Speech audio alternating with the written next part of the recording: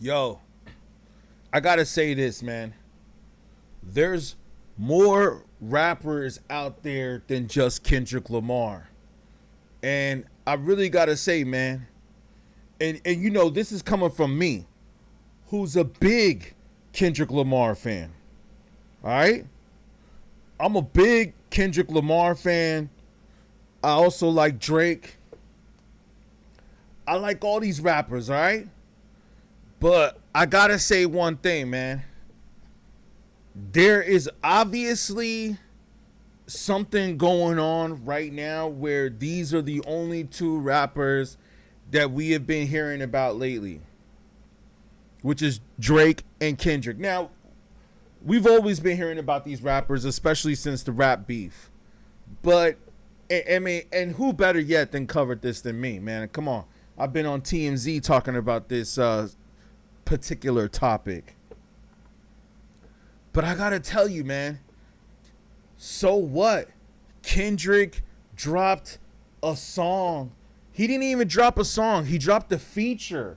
And now I'm hearing all these YouTubers and all these TikTokers and all these people jumping on here saying, oh, Kendrick Lamar is back. Kendrick Lamar is back outside. Kendrick Lamar is dropping another track. And I'm just like, man, listen, as a K-Dot fan, it's just getting to the point now where it's just like, man, come on. Really?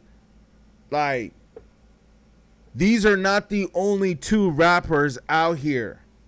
There's a lot more rap going on right now in the industry, man. There's a lot more hip hop that's going on right now in the industry.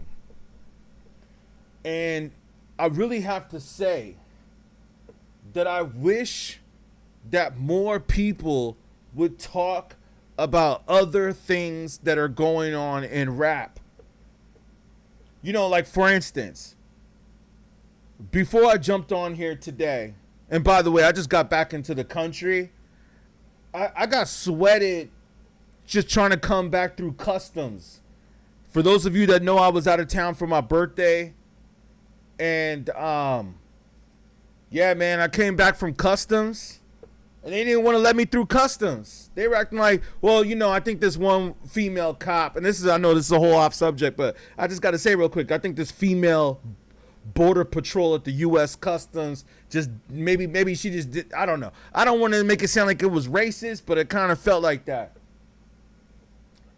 And I was just thinking like, yo, why aren't rappers talking about this? Like these rappers go all over the world, right? They travel to different countries, right? Why aren't they talking about going through customs? I know not a lot of people relate to that, but that should be something they should speak about. Shout out Lauren Evans. You said hip hop has definitely fallen off. Yeah, you know, and that's what I say. Shout out Lauren. I think I've seen you up in here in the chat before. Shout you out. I'm just getting started, so make sure you guys like the live, like the stream, so we can get it out to more people. I wasn't even sure if I was going to be able to do the stream today because, like I said, man, they were trying to hold me down in customs. They wasn't trying to let your boy back in the country. I was like, yo, man, I got to come back to the United States to talk about hip-hop. They didn't want to almost let me back in the country. I feel like some rappers should be talking about this. Why don't you rappers talk about trying to get back in the country? Or maybe I'll write that down for myself, because I still rhyme, you know what I mean? Maybe I'll make a note to that to myself. Trying to get back into the United States. And we don't even have to talk about ICE and all that stuff, right? We don't have to talk about all that. Let's not make this show political. But my point is that there's some real issues going on in the world that I don't feel get discussed enough in hip hop. 789, shout you out. You said fell off, but everything fell off. When you say that everything fell off, what do you mean exactly everything fell off? Like, are you talking about all the genres of falling off? And by the way, I should have pulled this up earlier, but Billboard magazine or Billboard, well, it's not a magazine anymore, but Billboard just posted about the downfall of rap music and how it's falling off of the charts. Make sure you guys like this, fam. Those of you that are watching right now, so we can get some more people up in here. Like I said, I'm just getting started, so if you guys can like the live, you know how the algorithm works. It don't cost you nothing. It helps get more people up in here, and it helps the channel. So, and I thank you, and shout out to all the members too. I just gotta say real quick, like, shout out to the members. Shout out all the members, man. Thank you for the likes coming in. It helps get more people up in here. You said, thank you, 7-8. You said rock and pop. Yeah, you know what? I think you're right.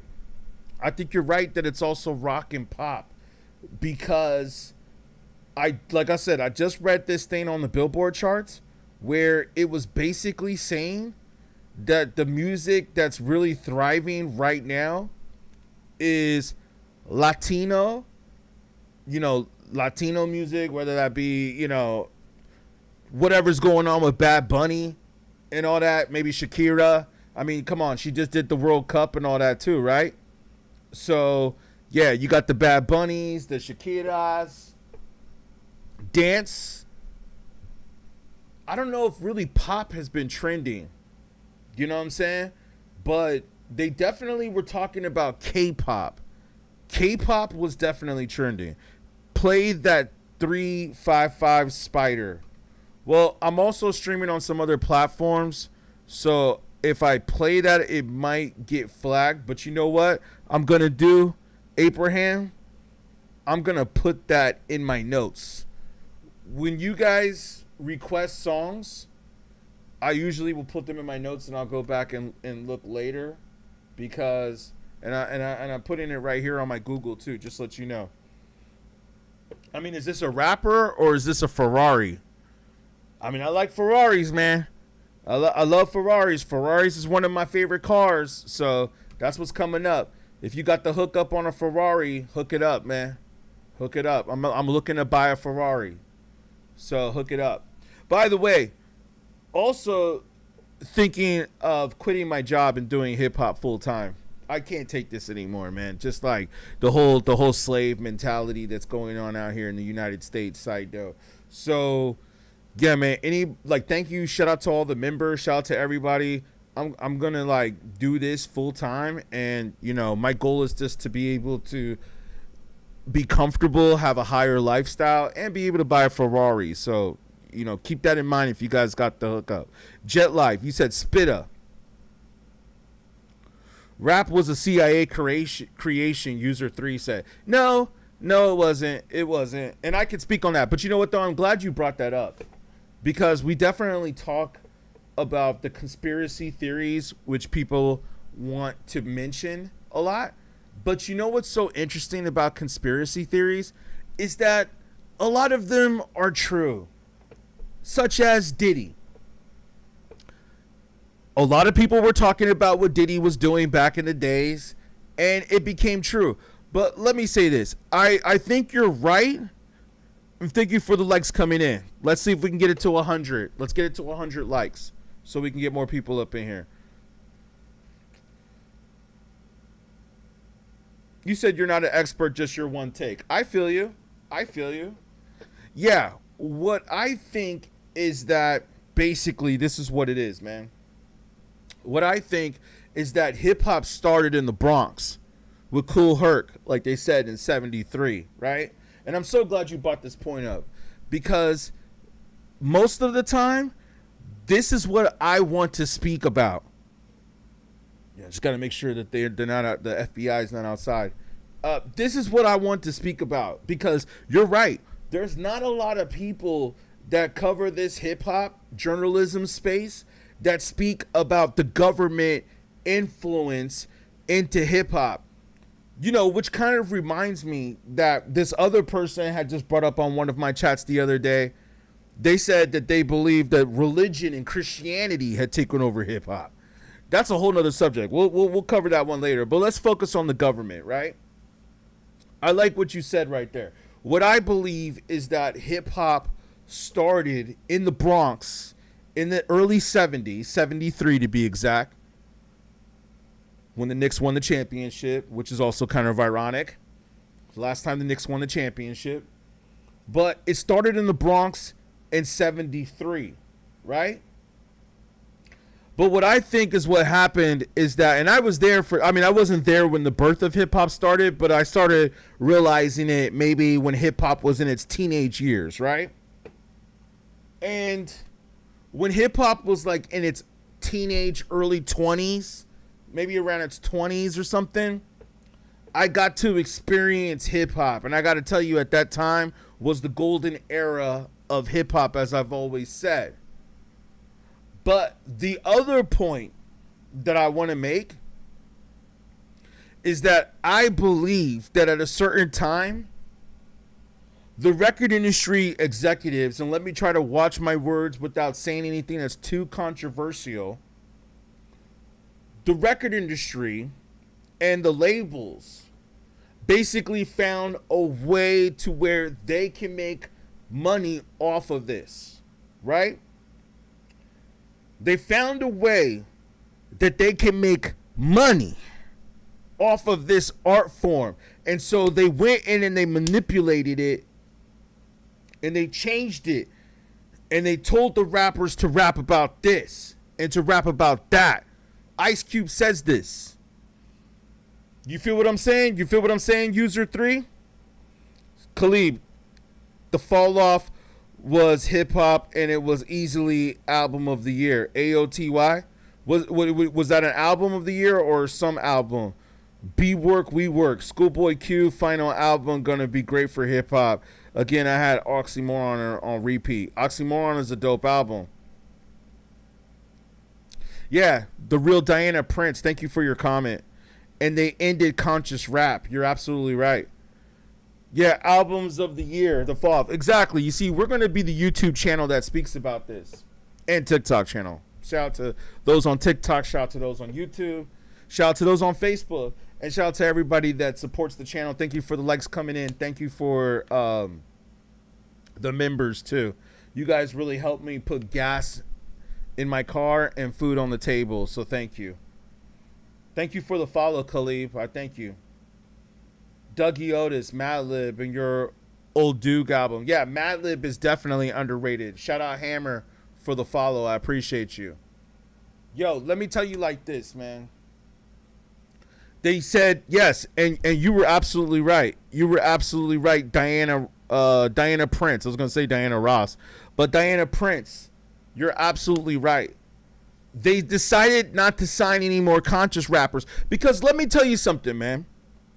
Let me tell you all a fact. If you go back and you listen to rap music from like the late 80s to the early 90s, you know, kind of like what I have on my wall right here, like Eric B. and Rakim.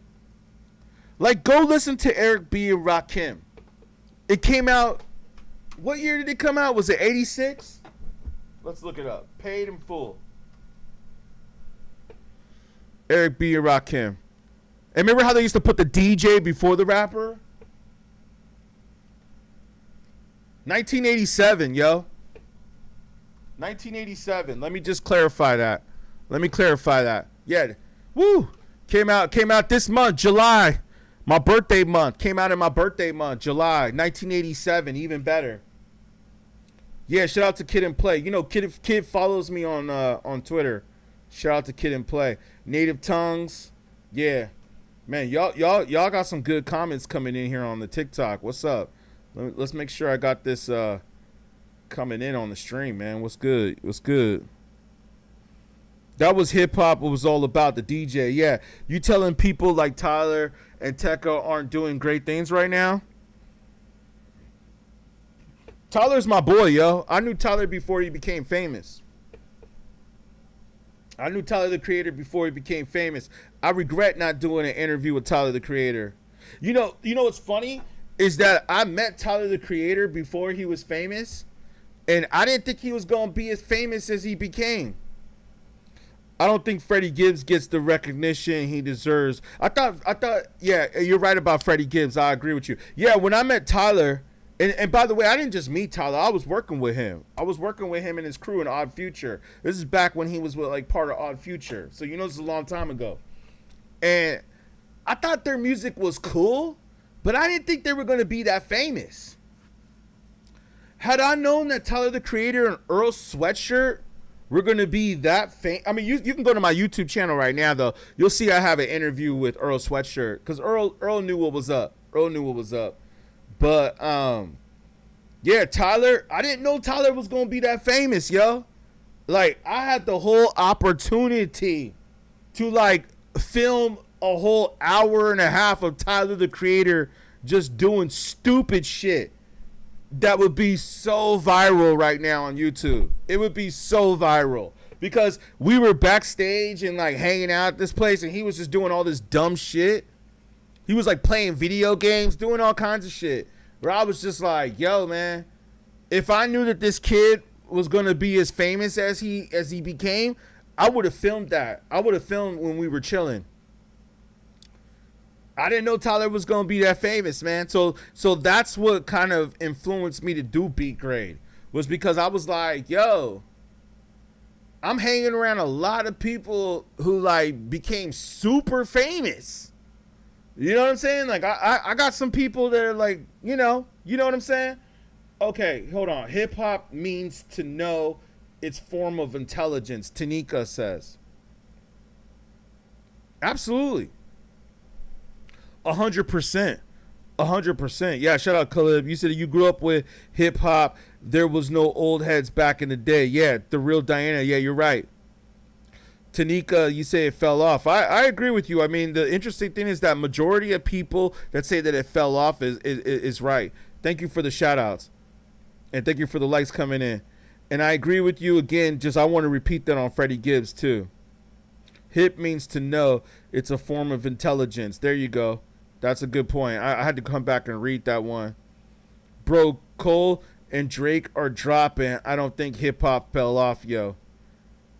I don't know. The Iceman album, you know, you're right. And that's a good point. We can't really go off of the charts. But hip hop is slowly falling off of the charts again. Even though Tyler too, but even though Drake had Iceman on the charts, like somebody had said, no pun intended, it's slowly melting off the charts. Khalib says, so how did I get the interview opportunity to do these interviews and stuff like that? Man, I'm just born and raised in LA, man. Just growing up in LA, you're gonna meet a lot of celebrities, you know what I mean?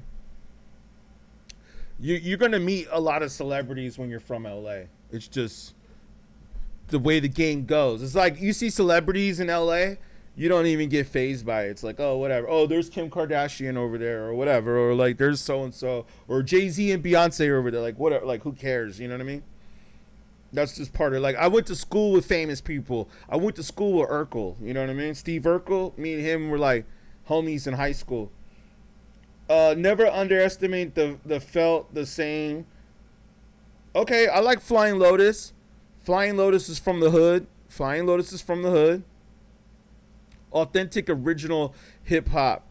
Yeah, that's what people say. I mean, I think real Diana Prince, I think that real hip hop is still out there, but you just really, really have to dig for it. And it's not what's going to be in the mainstream, and it's not what Spotify is going to tell you. Streaming has messed up music with 2-minute songs. You're absolutely right. Somebody lied. Yep. Both Drake and Cole dropped. Okay. I'm going to get to that in a second.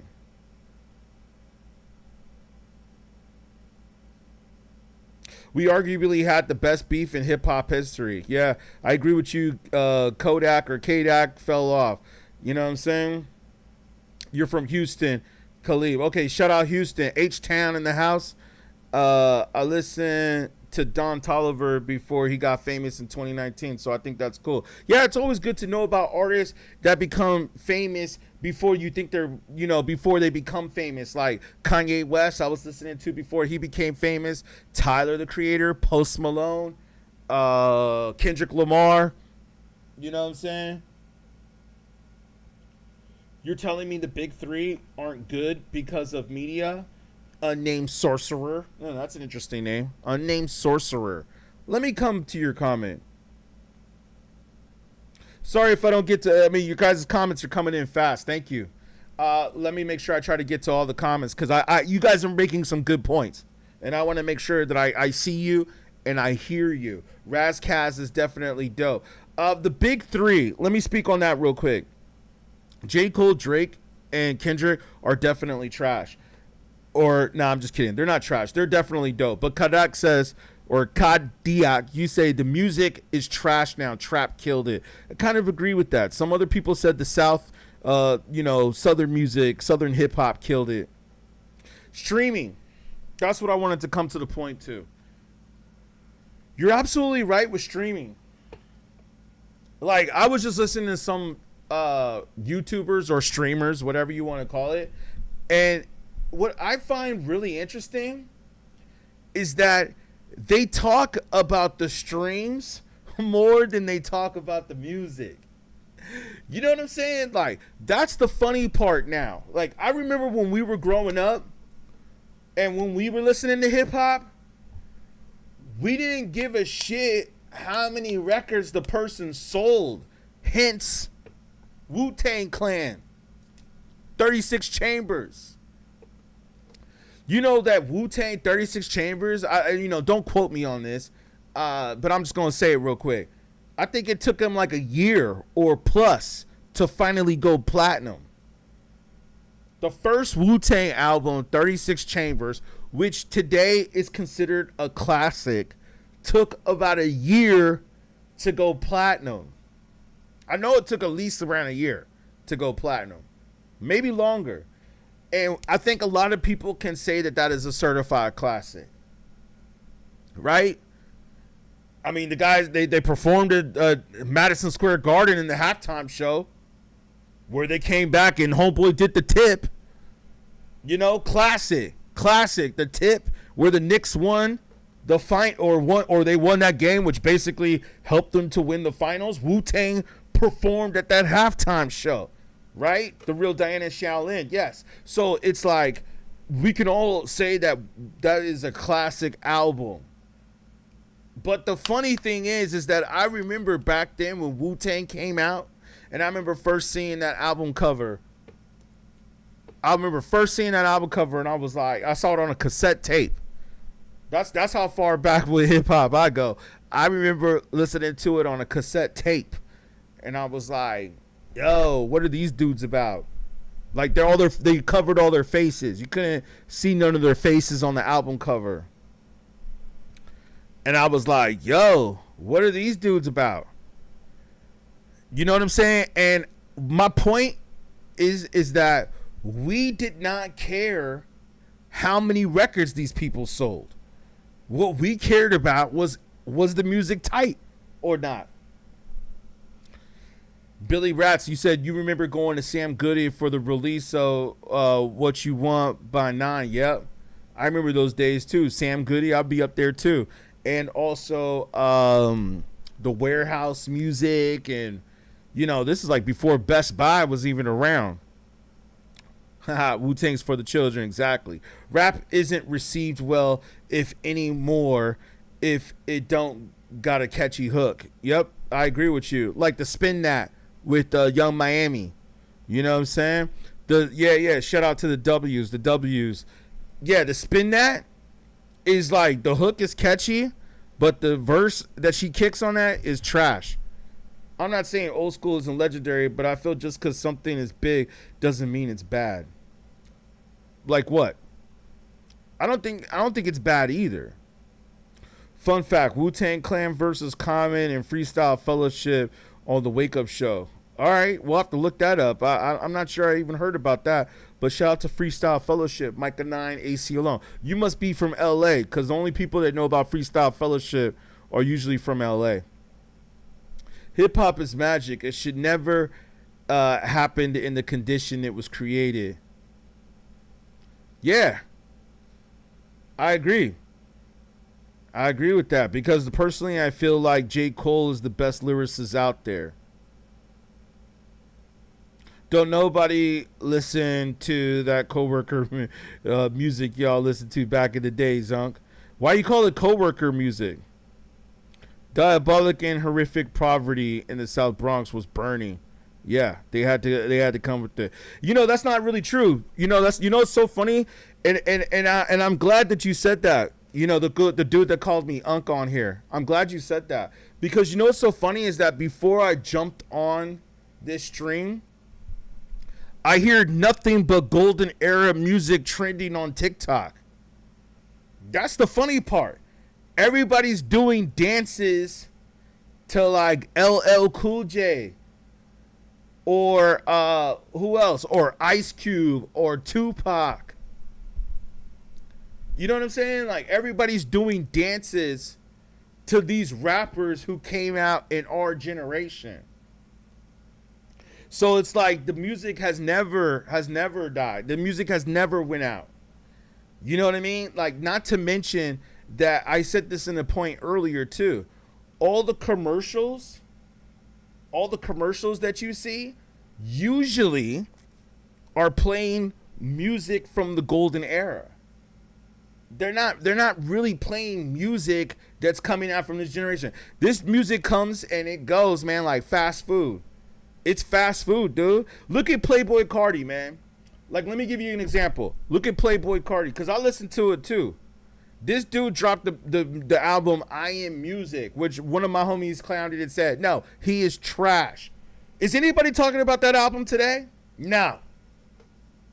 But everybody was acting like when he dropped and he did Rolling Loud, everybody was acting like, oh, this is the shit. This is it. Everybody was out there like acting like all this and that. And then what happened? Thank you, Billy Bats, for the follow. Appreciate you. And then what happened after Rolling Loud? Then it was like, oh yeah, the real me says Jid. I've heard that before. What happened after Rolling Loud? Nobody talked about his album anymore. Just like Future. Future just dropped the album like a week ago. Ain't nobody talking about that. You know why?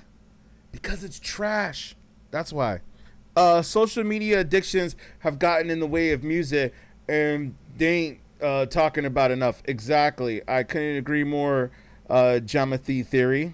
Yeah. Or, yeah. Geometry theory. Yeah. 1520. Yep. There you go. The real Diana Dan. She knows the street and everything. There. She just dropped a jewel right there in the chat, y'all. She dropped the mecca of where hip hop was born. You must be from the Bronx, huh? Or you're just really enthusiastic about hip hop like that, huh? Have to hit you up. I have to check out what you about. Yeah, you just dropped the street that Cool Herc did it at. You know what I'm saying? That's knowledge right there. The real me says, nah, it's not. Cardi has done you said Playboy Carti has done unreversible damage to the rap and the underground. I agree, man. He is like complete trash. And you know what's funny is that I used to like Playboy Carti. Like, I was rooting for him when he first came out. But nah, man, he completely fell off. Future is #1 on the charts right now. What do you mean nobody is talking about it? I haven't heard anybody talk about it, man. 40 years old is the cutoff for popular music, rap, or otherwise. Yeah, I think so. People said that for rock too. Although we had, yeah, I like T.I.'s album, Boo Ali. Up north, east, and west have total different vibes. It's hard to get global. True. Underground has turned into pure rage sounds, and we ain't got another rapper anywhere in sight. What do you mean by rage sounds? I'm not sure I understand what rage sounds means. Huh. Make sure you guys don't curse in the comments, because TikTok, will trip out sometimes if you guys curse in the comments. How old is Odd Future? I think now they're all like in their mid-30s. He's definitely number. Hip hop is regional. Yeah. If you were born between 64 and 80, you know hip hop history if you stayed in the urban community. Rick Abdul says that. Shout out. Appreciate you. Um, Future is number one right now. Yeah, there was a chart topic that just came out on Billboard like yesterday, or not even that long ago, maybe like a few days ago. And they were talking about how hip hop is still doing well and R&B, but the issue is not really that. The issue is that it's not dominating like it used to. Almost a rap. It's time to tour on your hits after 40. I agree. Yeah, man. I mean, I think that hip hop is going back. That's what these cats were saying on the stream I was on before. They said that hip hop is like going back to a new wave. It could be. Yeah, you got too many half breeds. Yep. Uh Yeah, unnamed sorcerer says, "Wait, I thought you were saying it doesn't matter how many streams it has when you were talking about it doesn't to me. I'm saying it doesn't to me personally. The problem is, or shall I say, the issue is that it matters to the generation of today, like Gen Z, I guess is what you want to call it. They care about the numbers. They care about the streams. You see, my generation, like we didn't care about how many records it sold. All we cared about was, is it dope or not? Corey, you said they either have no street cred or so gangster. Or you, yeah, true. Prodigy, we don't got another rap prodigy in the underground. Yeah, and see, I'm glad you brought that point up too. Valuing the amount of streams is what resulted in 2-minute tracks. Yeah, you're right about that. Because you remember back in the days in rap, people used to have to come with third verses. Like if you didn't come with a third verse, that was kind of considered trash. Like, oh, you only put 2 verses on there? I mean, I don't know. Like I said, man, I come from the era where it was like, if you only did 2 verses on your song, that was considered like half-assed. That was considered like lazy effort. You know what I mean? Like, do y'all agree with that or what? You know? We grew up in the 90s, 2000s about music, period. Yeah.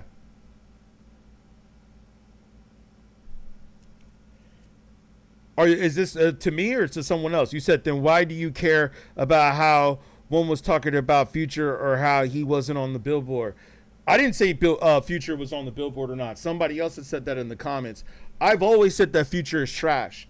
To me, personally, I've always thought that Future is trash. And shout out Corey. Yeah, and I've always thought that he was one of the most overrated rappers in the world.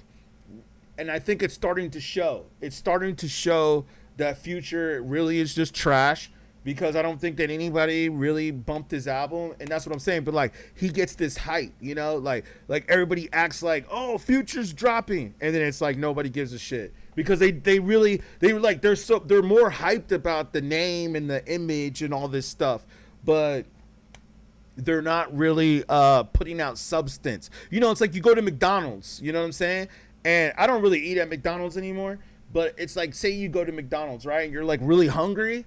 And then you're like, oh man, that looks good. Them Big Macs, them fries, the McChicken, the McBurger, the McNuggets, all that shit looks good, right?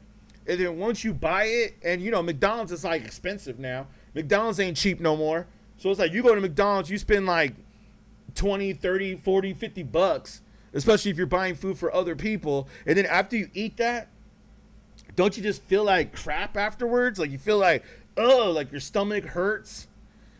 And it's like the food is not feeling, you're like hungry, or at least for me, it's like I'll eat all that food and like I might be cool for like 10 minutes, and then after 10 minutes it's like I start to feel this pain in my, like that's why I don't eat McDonald's anymore.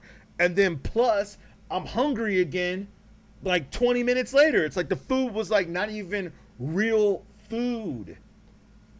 That's the way I think about Future's music. You know what I'm saying? That's what I think about Future's music. Future's music to me is like McDonald's. But the McDonald's analogy don't work when everyone can press play on whoever they want. It actually does work, because the McDonald's is everywhere. McDonald's is everywhere. It's all over the world.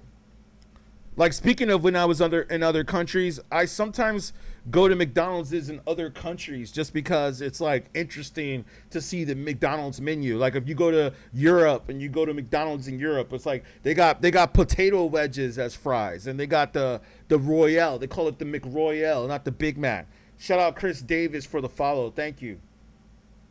So it's like McDonald's is everywhere. So when you say like push play, you could just push play and stream. You could go to McDonald's on every corner, pretty much in the West, unless you're like in the Middle East. Even in the Middle East, though, McDonald's is in the Middle East too, which is crazy. That was the craziest part. Yo, I still got it. I got it framed on my wall. I have it, but I should put it up over here. I got the McDonald's menu from the Middle East. You know, it's all in Arabic. Crazy. Okay, so McDonald's is everywhere, man. That's worldwide. When I saw McDonald's in Egypt, I was like, yo, Drake and Don Toliver are only ones carrying hip hop on the main stage. Well, Kendrick just dropped what? Well, he didn't really drop. He dropped a verse. And that was kind of what we were talking about today. So, you know, Kendrick is still out there and he's got a lot of people talking about it. Corey, you say Future and all the mumble rappers sound the same. It's just the formula that everyone else is copying. I completely agree. Shout out Rick for the follow. Thank you for the follow. I appreciate you.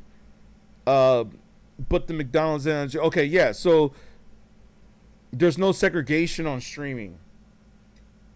What do you mean by there's no segregation on streaming? What do you mean by that? I remember, yeah, that's what he said. That's what he said. That saying Drake is carrying hip hop. I remember the first McDonald's commercial with the rap jingle. Yeah, they definitely use rappers. Never been a fan of Future. Batman, says, I've never been a fan of Future ever. You never had one of his songs or any of his playlists. Hey, you're not alone, Batman. Neither have I.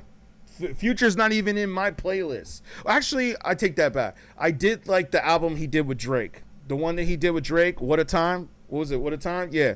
That one was good. That one was like the only album by Future, the Drake and Future, I liked.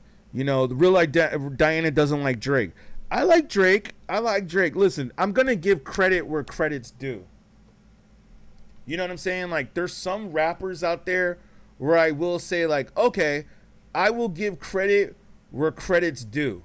You know, like, I think that Drake does have some good songs. You know what I'm saying? Like, Drake definitely has some good albums, too. Like, Take Care is a good album. Okay? Nothing Was the Same is also a good album by Drake. If you're reading this, it's never too late. Thank you, Corey, for the follow.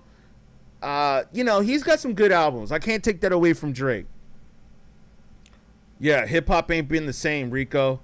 I agree with you. I definitely agree with you. The industry wants to manufacture hip-hop, and that's the problem. Exactly. Not wants to. They already have. They already have infiltrated and taken over hip-hop. You know what I'm saying? Like, they definitely have done that. I mean, listen. That's the reason why hip-hop sounds the way it does. Hip-hop sounds the way it does is for a reason. Because the record industry purposely killed it. You know what I'm saying? Shout out Unnamed Censor for the follow. I appreciate you, man. Jid is pretty dope. I've been hearing a lot of y'all say Jid lately. I'll be honest with you. I've heard a few songs from him. I'm going to have to give him more of a chance.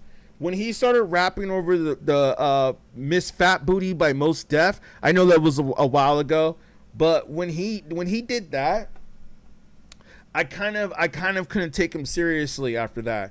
But I've been hearing a lot of y'all say Jid, so maybe I have to give him another chance, like Biggie. Mainstream has been terrible the past 2 years, Gage says. The past 2 years? Or do you mean the last 20 years? Let's be real. I've always said this and I'll say it again. And you're talking to somebody who pretty much was around during the golden era. Or not pretty much. I mean, I kind of did grow up in the golden era of hip-hop. I'm going to tell you right now, me and my people, this motherfucker drive by, me and my people, we feel that hip-hop fell off in 97, yo. I think 97, 98 was the last good year of hip-hop. Drake is the biggest, no doubt. Well, you also have Kendrick, Iceman, Views. Yeah, those are good albums. I think Iceman to me is a little bit better than Views. Drake is just a thief. He be taking hella songs from other people. Yeah, I've heard that before too. Hip hop changed because it became worldwide like pop music. Yeah, you're right about that, Boss Man 12. It definitely became pop. It definitely became what they're trying to do with K-pop. And I mean, not only that, but the industry is obviously controlling what is going on. Thank you, Dominique King, for the agreement. I appreciate you on that. Fatty Boom Batty. You say it ain't around no more, huh? Yeah, you're not the only person that said that. That's what's so funny when I do these streams is that most of the people, majority who come in through these chats, they always say the same thing. They say, hey, you know what? I don't think that it's really popping no more. You see, and that's why I do these streams, because we need to get a real census out there. We can't be speaking off of this crap. Unnamed Saucer, you said, what do you think 2014 Forest Hills Drive is? I think that's a classic. I think that's J. Cole's best album. In my personal opinion, that's J. Cole's best album. Like there's no skips on that album. No skips. You know what I'm saying? And you see, but like that came out what? You see, that's the point I was making. Hip hop fell off in 97. The point I'm trying to make is that most of these albums were decent, right? Like you had some spurts, okay? You had some spurts here and there where people were dropping, you know, good tracks and doing stuff like that. You had Eminem in 99, you had 50 Cent in 03, you had Drake in 08. You know, I know this, man. We don't even have to go through the golden era. We can go later on. Kendrick popped, like, I mean, good what was it? You know, Section 80 came out in like what, 09, 2010, something like that, 2011. But then he had Good Kid, Mad City, which was what really put him on the map, which I think is his best album. You know, so you had like little spurts here and there. You had Kendrick, you had Drake, you had J. Cole, you had 50 Cent, you had Eminem. But it was just spurts. You know what I'm saying? It was like, it was going like this. It was like, it was going in waves. It wasn't like constant. You feel what I'm saying? It wasn't constantly going up. Whereas I feel that in 97, 96, 95, 94, 93, 92, every album was just fire. Like pretty much every album that came out between like the mid 80s to the mid 90s was just phenomenal. And I've said this before. It's because that was the time where the record industry was letting rappers do what they want to do. But then the secret meeting happened where Ice Cube and Bone, what was it? Which Bone Thugs member was it? And shout out to them getting their star on the Hollywood Walk. Crazy Bone, right? Crazy Bone from Bone Thugs and Harmony and Ice Cube both talked about the secret meeting that the record labels had. And you know what the meeting was about? The meeting was about infiltrating the music and putting out degenerate music. Which is the reason why we have rappers like Sexy Red. Sexy Red is a CIA psyop sent by the CIA to destroy rap music. She's not the only one. I mean, you had Ice Spice. You have, Playboy Cardi's kind of one of them. You have Future, who I think is another one of them. You have like Dirk, but then he's in prison right now for doing what he did. You know what I'm saying? So they had him go up there, exploit crime, exploit all that violence, and then they arrested him and locked him up for it. So he got a bunch of people, let me try to use my words correctly. He got a bunch of people destroyed on the streets, but then he also in turn got locked up too. And maybe because he didn't fulfill his promise or his contract. Maybe he had, same thing with Diddy. Let's just speak on Diddy for a second. Actually, remind me in the comments to come back on Diddy. I just want to say this with Drake real quick. It's like, are they dating? Sexy Red and Drake? Because did you see the pictures that went up today with Drake doing Sexy Red's hair? Now, I know that some of this could be a publicity stunt, but then it's like, come on, dude. You're buying her gifts and you're taking pictures with her and you're hanging out at the World Cup with her? How much of a press run is this, man? Come on, man. Did y'all see the picture? I wish I could put it up on the screen over here. But did you see the picture of Drake and Sexy Red? Shout out a named Sorcerer for the likes. I appreciate you, fam. Yeah, did you see the picture of him and Sexy Red? You can Google this right now. Go. I'm sure it's up on all social media. You can probably look it up right here on TikTok. He's got a picture of himself holding her booty.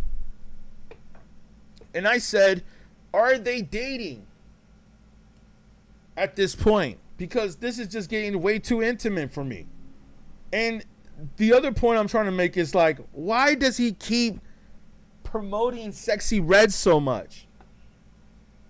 I understand she's cool. She's your homegirl. She was on one of the tracks on the album, which I didn't even like her song. It wasn't on the Iceman, thankfully. But it was on one of the songs on whatever it was, right? And I was just like, okay, I get it. It's your homegirl. But now it's starting to make me think, yo, is Sexy Red and Drake a psyop team that's working together to dumb down the masses? You said, not going to lie, you think he her baby daddy. Yeah, I agree, man. Because it's man, the way they be acting lately, for the first time in 35, there are no rap songs on the 40 right after. Yeah, you said ended. Yep, that's another reason why we had to do this stream. Thank you. You can't teach you. It's kind of cut off your name, but I see what you're saying. Hey, some of y'all got to go back and read that comment that homie just posted, because you're not the only person that said that today.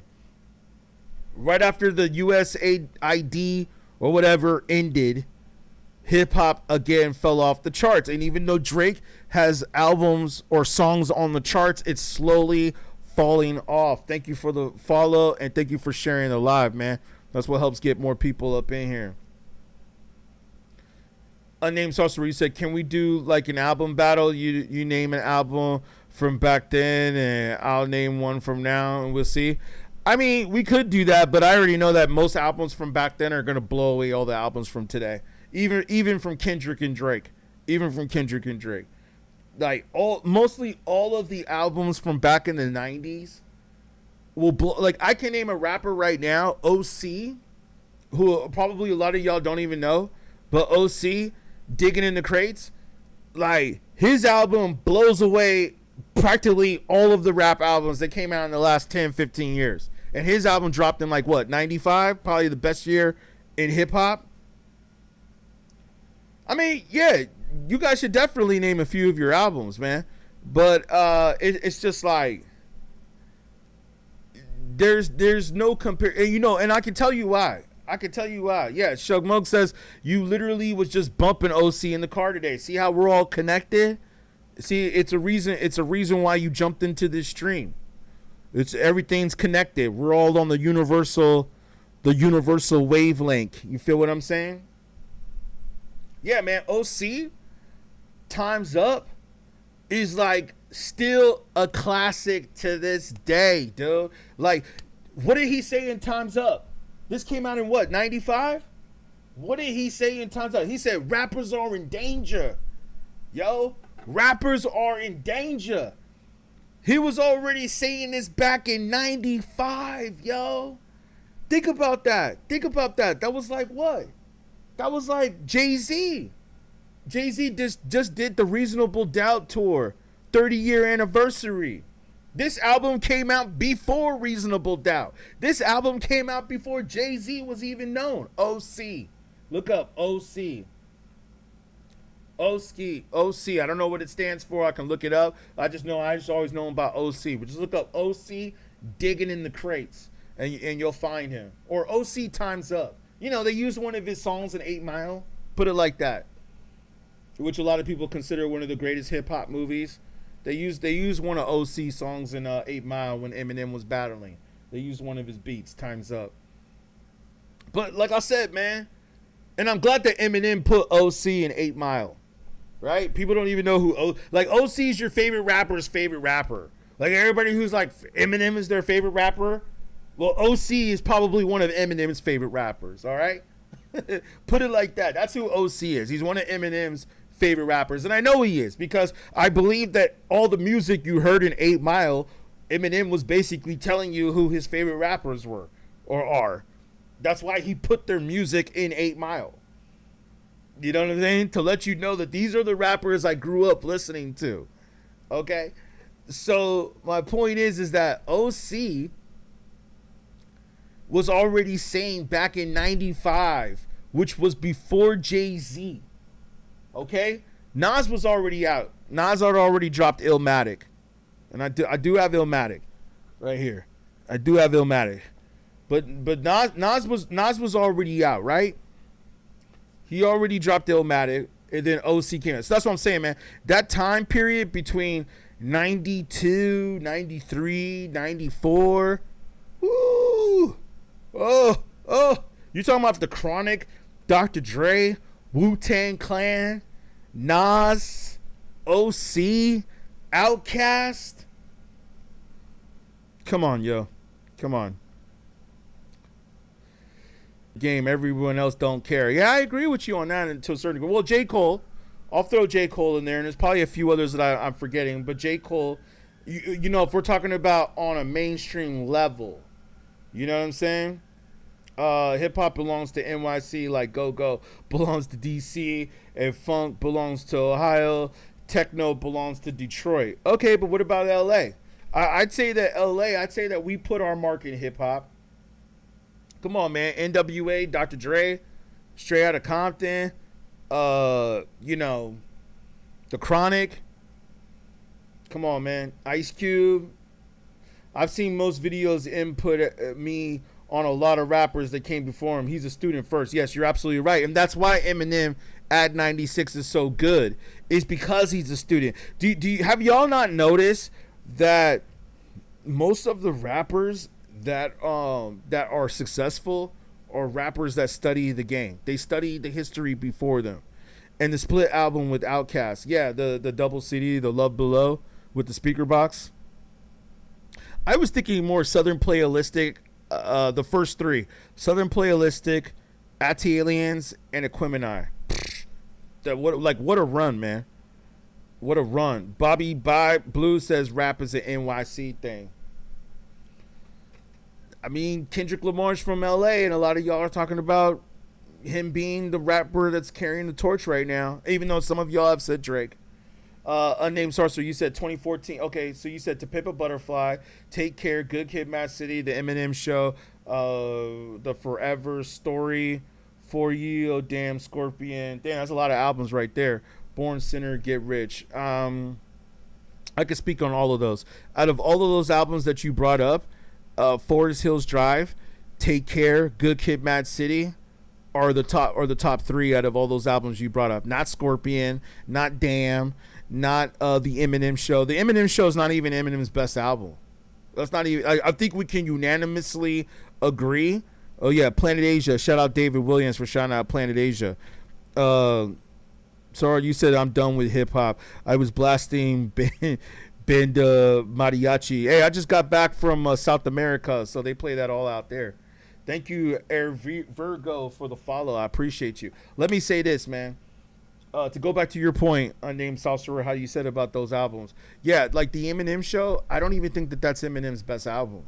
I think that that was like Eminem's last best full album. Like after that, I feel like he just put out good songs. You know what I'm saying? Like he had good songs coming in, but as far as an album, I think Marshall Mathers might be his best album. It's either that or Slim Shady. Like, come on, man. Like it's either Slim Shady or Marshall Mathers. I think a lot of people will say Marshall Mathers just because of the growth, and you could hear how he you could just hear how he grew, you know what I'm saying? But in the maturity. But I still to this like as far as age goes, like if you want to look at it like fine wine, as far as age goes, I think that Slim Shady is a better album. Like I prefer, for me, if I'm gonna listen to Eminem, and there's certain songs I'll listen to. Like I'll listen to some songs on his newer albums or his later albums. I'll listen to some songs. But if I want to listen to like an Eminem album from beginning to end, it's usually gonna be Slim Shady. And then after that will probably be Marshall Mathers. You know what I'm saying? Like those are the albums that I can listen to from beginning to end. Marshall Mathers I can though. I can. Like Mailman, shout out Mailman, man. Mailman got beats on there. People think a lot of those beats on Marshall Mathers Dr. Dre. It's not. It's Mailman. Dr. Dre sampled Ohio funk to reestablish himself, and even Snoop said they sampled from Ohio. Yeah, was that the Hi, My Name Is? There's a good artist in every genre of you take your time to find them. True. Paul Wall, are you comparing white rappers? Because I don't know, man. I think Eminem is a much better rapper than Paul Wall. I'll say that for sure. Are there even trends in hip-hop anymore? Sahara? I'm not sure. Yeah, shout out to Dungeon Family. Unnamed Sorcerer, you said I was just naming albums that I think are better than 90s albums besides Illmatic, but I do think I can name you. I got a few of them on the wall right here that blow all those albums away from the 90s. We could start off with Wu-Tang 36 Chambers, 93, I believe. Eric B. and Rakim, Paid in Full, 87. You should listen to Eric B. and Rakim. I don't think a lot of y'all listen to Eric B. and Rakim. Like, you guys should go listen to Eric B. and Rakim, Paid in Full. It's the album right here. In case you can't see it, just look up Eric B. and Rakim. But that's kind of, if you can kind of see what the album cover looks like. Go listen to that album. Like, please, all of y'all that are on this stream, go do your homework and go listen to Eric B. and Rakim, Paid in Full. It came out in 1987. Probably before a lot of y'all were born. But this is the point. I'm not trying to tell y'all to go listen to an album because, oh, it came out like 100 years ago and it's better than everything else. That's not the point I'm making. Okay? The reason why I'm telling you to go back and listen to that album is because I think and I believe and I still feel this way. I feel that that album still holds up to today.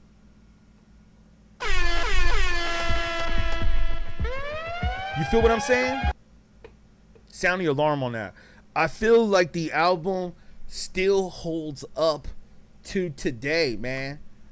Where, like, what they were talking about back then in 87, it's still relevant. As a matter of fact, the funny thing is that it might even be more relevant today than it was when it came out. Shout out Kareem for the follow. AOG, Paid in Full. Paid and Full. Like paid and then N, I think as the letter N and then full. Paid in Full, Eric B. and Rakim. Or Paid in Full. You know what I'm saying? Like that album, even the beats. You know what I'm saying? I mean, like some of them might sound a little dated, but you know what I mean? For the most part, I think the album still holds up today. Like I think it still sounds better than a lot of music that has come out in the last 30, 40 years. And not only that, man, but a lot of people that know what's up, and shout out to YouTube, appreciate y'all. Not only that, I think a lot of people that know what's up will consider Rakim one of the greatest rappers of all time. Kareem says you've been hip hop since '79. Dan, Sugar Hill Gang, huh? You said you think To Pimp a Butterfly beats those albums alone. The beats? Yeah, true. They had some dope beats on To Pimp a Butterfly. No doubt about that. Bob says it's still the biggest genre of America. Numbers don't lie. Maybe you can argue quality, no new. Yeah, it's definitely quality that we're talking about here. Yeah, man, if you want to know about streams or like how many numbers a record sold in the first week, there's plenty of other streamers that care about that BS, man. I don't care about that really anymore. What I care about is the quality of the music. We're looking at the quality, not the quantity. Bobby Blue says influence is the fuel, not being the only guy that's hip hop. Yeah, Paid in Full was actually Eric B. and Rakim's second album. Okay, yeah, you're probably right. Eric B. and Rakim first album. That's just the album that I know that I think I don't know if I said it was the first album or second album. I think the point I'm making is that it's definitely one of the greatest albums of all time. That's what I'm saying. Like in my opinion, if you want to do and I'm not the only one that said this. Actually, it says that their debut album was Paid in Full. Okay, so I just fact checked that. I mean, I already knew I was mostly right with that, but you know, hey, I could be wrong sometimes, but you know, I'm a hip hop historian, so technically I'm usually 99% right. So I'm right on this. Yeah, it actually was their debut album. Paid in Full was the debut. But regardless of the fact of what was their first album or not, which it is, it's definitely one of the greatest rap albums of all time. That's the point I'm really making here. Shout out Glow Main for the follow. I appreciate you. You said hip hop is definitely alive. Okay. Hey, that's cool. That's why we do these talks, so we can hear what people have to say. I'll say this though, majority is saying that it's not. But if you have your reasons for saying that it's on, please share in the comments so other people can share their thoughts with you. Illmatic was the first multi-super producer rap solo album. Might as well have been Thriller. Yeah, I agree with you, man. And not only that, but he also had some of the best producers of all time. DJ Premier, Pete Rock, Large Professor. You know what I'm saying? Few others. Yeah, definitely one of the greatest albums. It's just not enough diversity in the hip-hop, Glow Main says. Yeah, I agree with you, man. It's definitely not a lot of diversity. You know what I'm saying? Cone Hono Face says cap on which part? Which part are you saying cap at? Mumble rap. I'll say this though. I was looking back at some of the comments. Mumble rap is definitely what has ruined rap music the most, I'd say, because like mumbling shouldn't even be a part of hip hop. I mean, even though Raekwon and some of the people, you know, from Wu-Tang have went out and said this, that we need to like differentiate hip hop. We can't keep calling everything hip hop. I think now it's come to a point where we need to have subgenres. You know what I'm saying? Shoma Gold, you said they had to hold the first album to be their second album because R was ahead of the time. Okay. Well, as far as the label dropping a debut album, that was the album that hit the world. You know what I'm saying?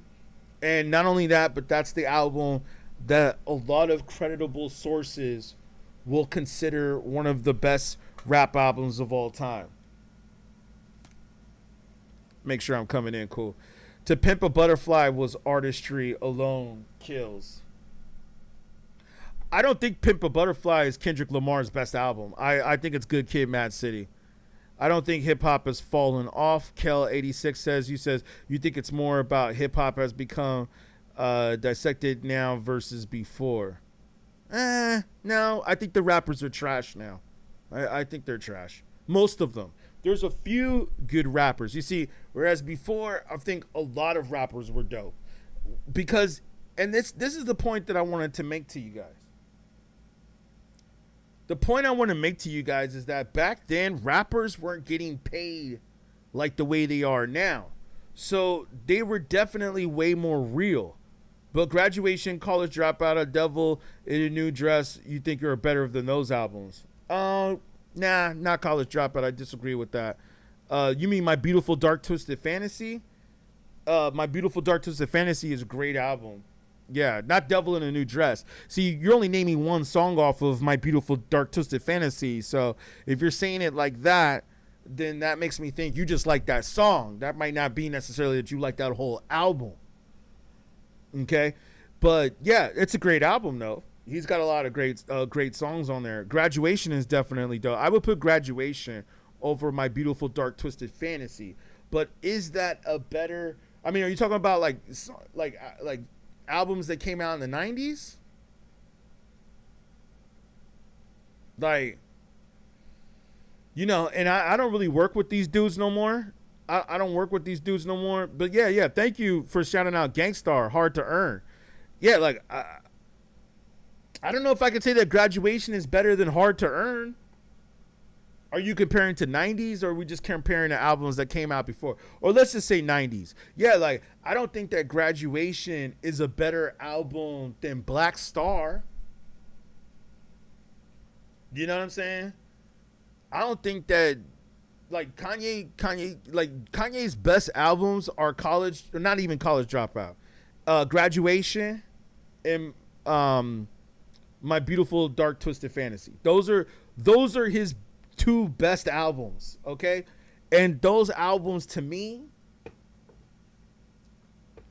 Graduation is a great album. It's a great album, man. It's definitely up there. It's definitely up there. Like I could say top 20, top 25 albums of all time. But I don't know, man. I don't know. Like I gotta say, like, is it better than, I don't know, man. 36 Chambers. I mean, they're such two different sounds. You know what I'm saying? It's kind of hard to compare those. It's definitely not better than Illmatic. That's for sure. It's definitely not better than that. Bobby Blue said no one realer than Snoop. Snoop just had one great album, and we had to talk about this on Friday. Snoop had one good album, Doggy Style, but after that, I think he just became a featured rapper. He got a dope voice. He got a dope signature voice, and that you can't take away from him. Snoop has got like when you hear Snoop on a track, you know it's Snoop. You know what I'm saying? So shout out to Snoop. Shout out to Snoop in the West Coast. But I will say that after Doggy Style, I don't think he really dropped an album that was up to par with that. K8, you say, or KLA, you say, I mean, there are so many different genres of rap hip hop now versus in the 90s and before. Yeah, well, because back in the 90s, it was just hip hop. We weren't trying to do like this mumble trap, drill. It was like you had gangster rap and you had conscious rap. And like we said earlier, the record companies came in, infiltrated the industry, and said, hey, you know what? We're not going to sign conscious rappers anymore, and we're only going to sign gangster rappers moving forward. Drill rap got to go. Definitely more destructive. Lots of kids. Yeah, you're right about that, Bob. Well, I don't think drill rap is really around anymore because, the consequences have happened to mostly everybody who was involved in that genre of music. They're all not here anymore, pretty much. So drill rap, how can we say, being politically correct, it extinguished itself. You know what I'm saying? Or it extinct itself. You see, that's the thing. You can never fake music or art, shall I say. We could just say art. You can never fake art. Eventually the truth will prevail. And you could be running this game for a long time and making all this money and doing all this, but eventually it will destruct if it's not real and it's not genuine and true to the heart. And you can see that has happened with mostly everything. Mostly everything that was never true to the art form has backfired, whether it be in movies, whether it be in television, whether it be reality shows, whether it be relationships and music. Mostly every art form that is not real, that was only for $1, that was only about making money, has always self-destruct. That's a lie on. Yeah, Watch the Throne. Glowmain says. Yeah, Watch the Throne had Jay-Z on it too, so we kind of got to look at Watch the Throne as like a collab album. You know what I'm saying? Pre-Guan, you said peace. What's up? What's up, fam? Bobby Blue, you know, I'm trying to keep up with what you guys are saying. I respect how young dudes blocked old dudes out of hip hop. We don't recognize it. True. I mean, the old dudes are still more relevant than the young dudes. Jay Z kind of proved that at the concert. I don't think that any young rapper could sell out Yankee Stadium 3 days in a row. Like think about that fact for a minute. What young rapper or newer rapper that has come out can sell out Yankee Stadium 3 nights in a row? Definitely, definitely not Lil Baby. Probably not Playboy Cardi. I mean, who else? Who else are we forgetting here? Like, please, I keep hearing people name young rappers, but can somebody please do me a favor and name a young rapper who's relevant right now? Other than Drake and Kendrick, I don't know if I can consider them really young anymore. They're like 37, almost 40 years old. Like, you know what I'm saying? They're like 40 now almost. So like, can we really, like, Drake and Kendrick been out since 2009, 2010. So that's like they've been in the game for what? Like 15, 16 years, almost 20 years now. Can we really consider them young still? Funky Town Pros reaching a level of can't say that word on the talk, but okay, I'll look it up though. Okay, West Side Gun. Yeah, I love Griselda. I love Conway. Again, are they really new rappers? They've been in the game for about 10 years too. You see, you guys are all naming. I'm talking about rappers that are like in their 20s. Okay, does that make more sense now? I'm not talking about rappers that are like over 35, which I'm not trying to say that age has a thing to do with it. I'm just saying that I keep hearing people say, yeah, the younger generation, the younger rappers. But it's like every rapper that people are naming that's dope is like over 35. And you'll see where I'm going with this. You'll see where I'm going with this. Like, okay, Kodak Black. Is he really relevant? I mean, ain't Kodak Black locked up again? He's locked up again. You see what I'm saying? Like, we got to talk about rappers that are being active. Like, who's in the studio right now dropping albums? Who's in the studio that's dropping projects? Not someone who keeps going in and out of jail. You know what I'm saying? Okay, Joey Badass. I like Joey Badass. There you go. I mean, Joey Badass is 30 again. I haven't heard any 22, 23, 25-year-olds, 24. Like, you know, but okay, Joey Badass is definitely dope. Can't say that he's really been relevant, though, lately. I can't say that he's been relevant lately. You know what I mean? But I do like Joey Badass. You're definitely right about that. Joey Badass. You know what I'm saying? Kodak Black is not locked up. He just dropped the beginning of the month. Yeah, he did. And didn't he say he was coming out with an album called I don't know if I could say it on TikTok, but like the KK, you know what I'm saying? With him, Kanye, and Kendrick. But but then that turned out to be Cap. Let's look it up. Because let's fact check. Or he was. Maybe he got out, but he was just. So he got out a couple months ago. What is going on with Kodak Black is okay, so let me go ahead and say this. I just looked this up on Google right now for y'all.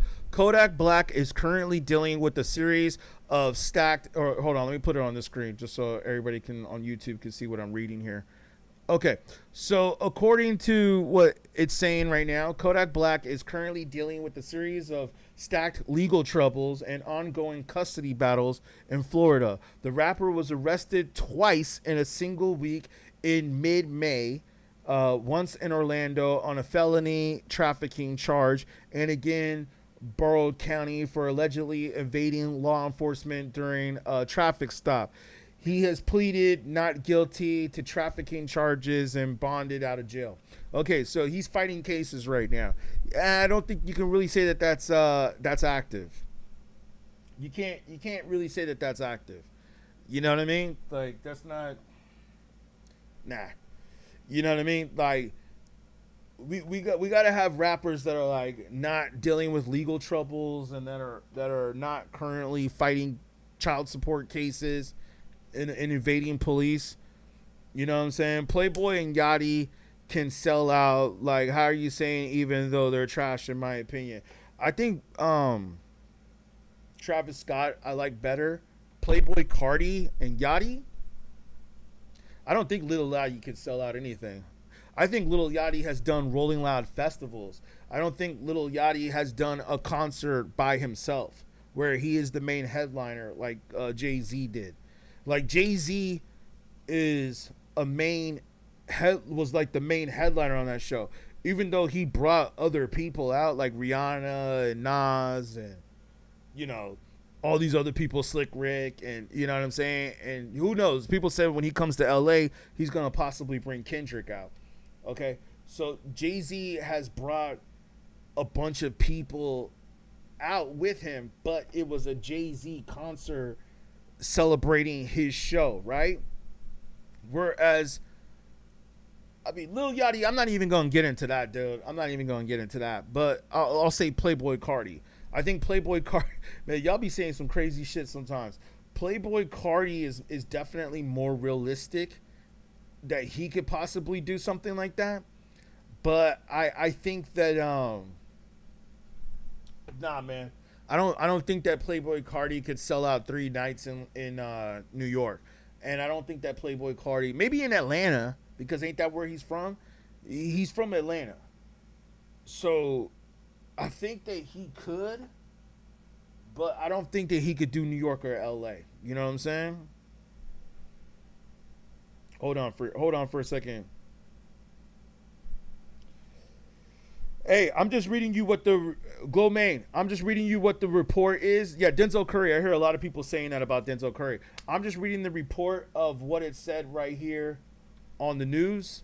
Is that he's currently not in the studio. He's currently fighting cases. He's fighting some serious cases too. He's fighting some serious cases. Like, damn, he's lucky that he's not even out free right now. Dude is out on bail. You know what I'm saying? Like, he's out on bail, man. No. You see, let me clear this up. Ha ha ha. Yeah. Thank you. Y'all tell them. Let me clear this up. I'm not talking about did a person put out good albums or not. No, what I'm talking about is, and this is what we used to always say, are they active? Kodak Black is not currently active. Dude is out on bail. He may get locked up. He's not out roaming free. Dude has a court date. He has to go to court, which is cool. You can still be dropping albums, but my point is this. Dude is distracted. You can't fully focus when you got to deal with crap like that. You know what I'm saying?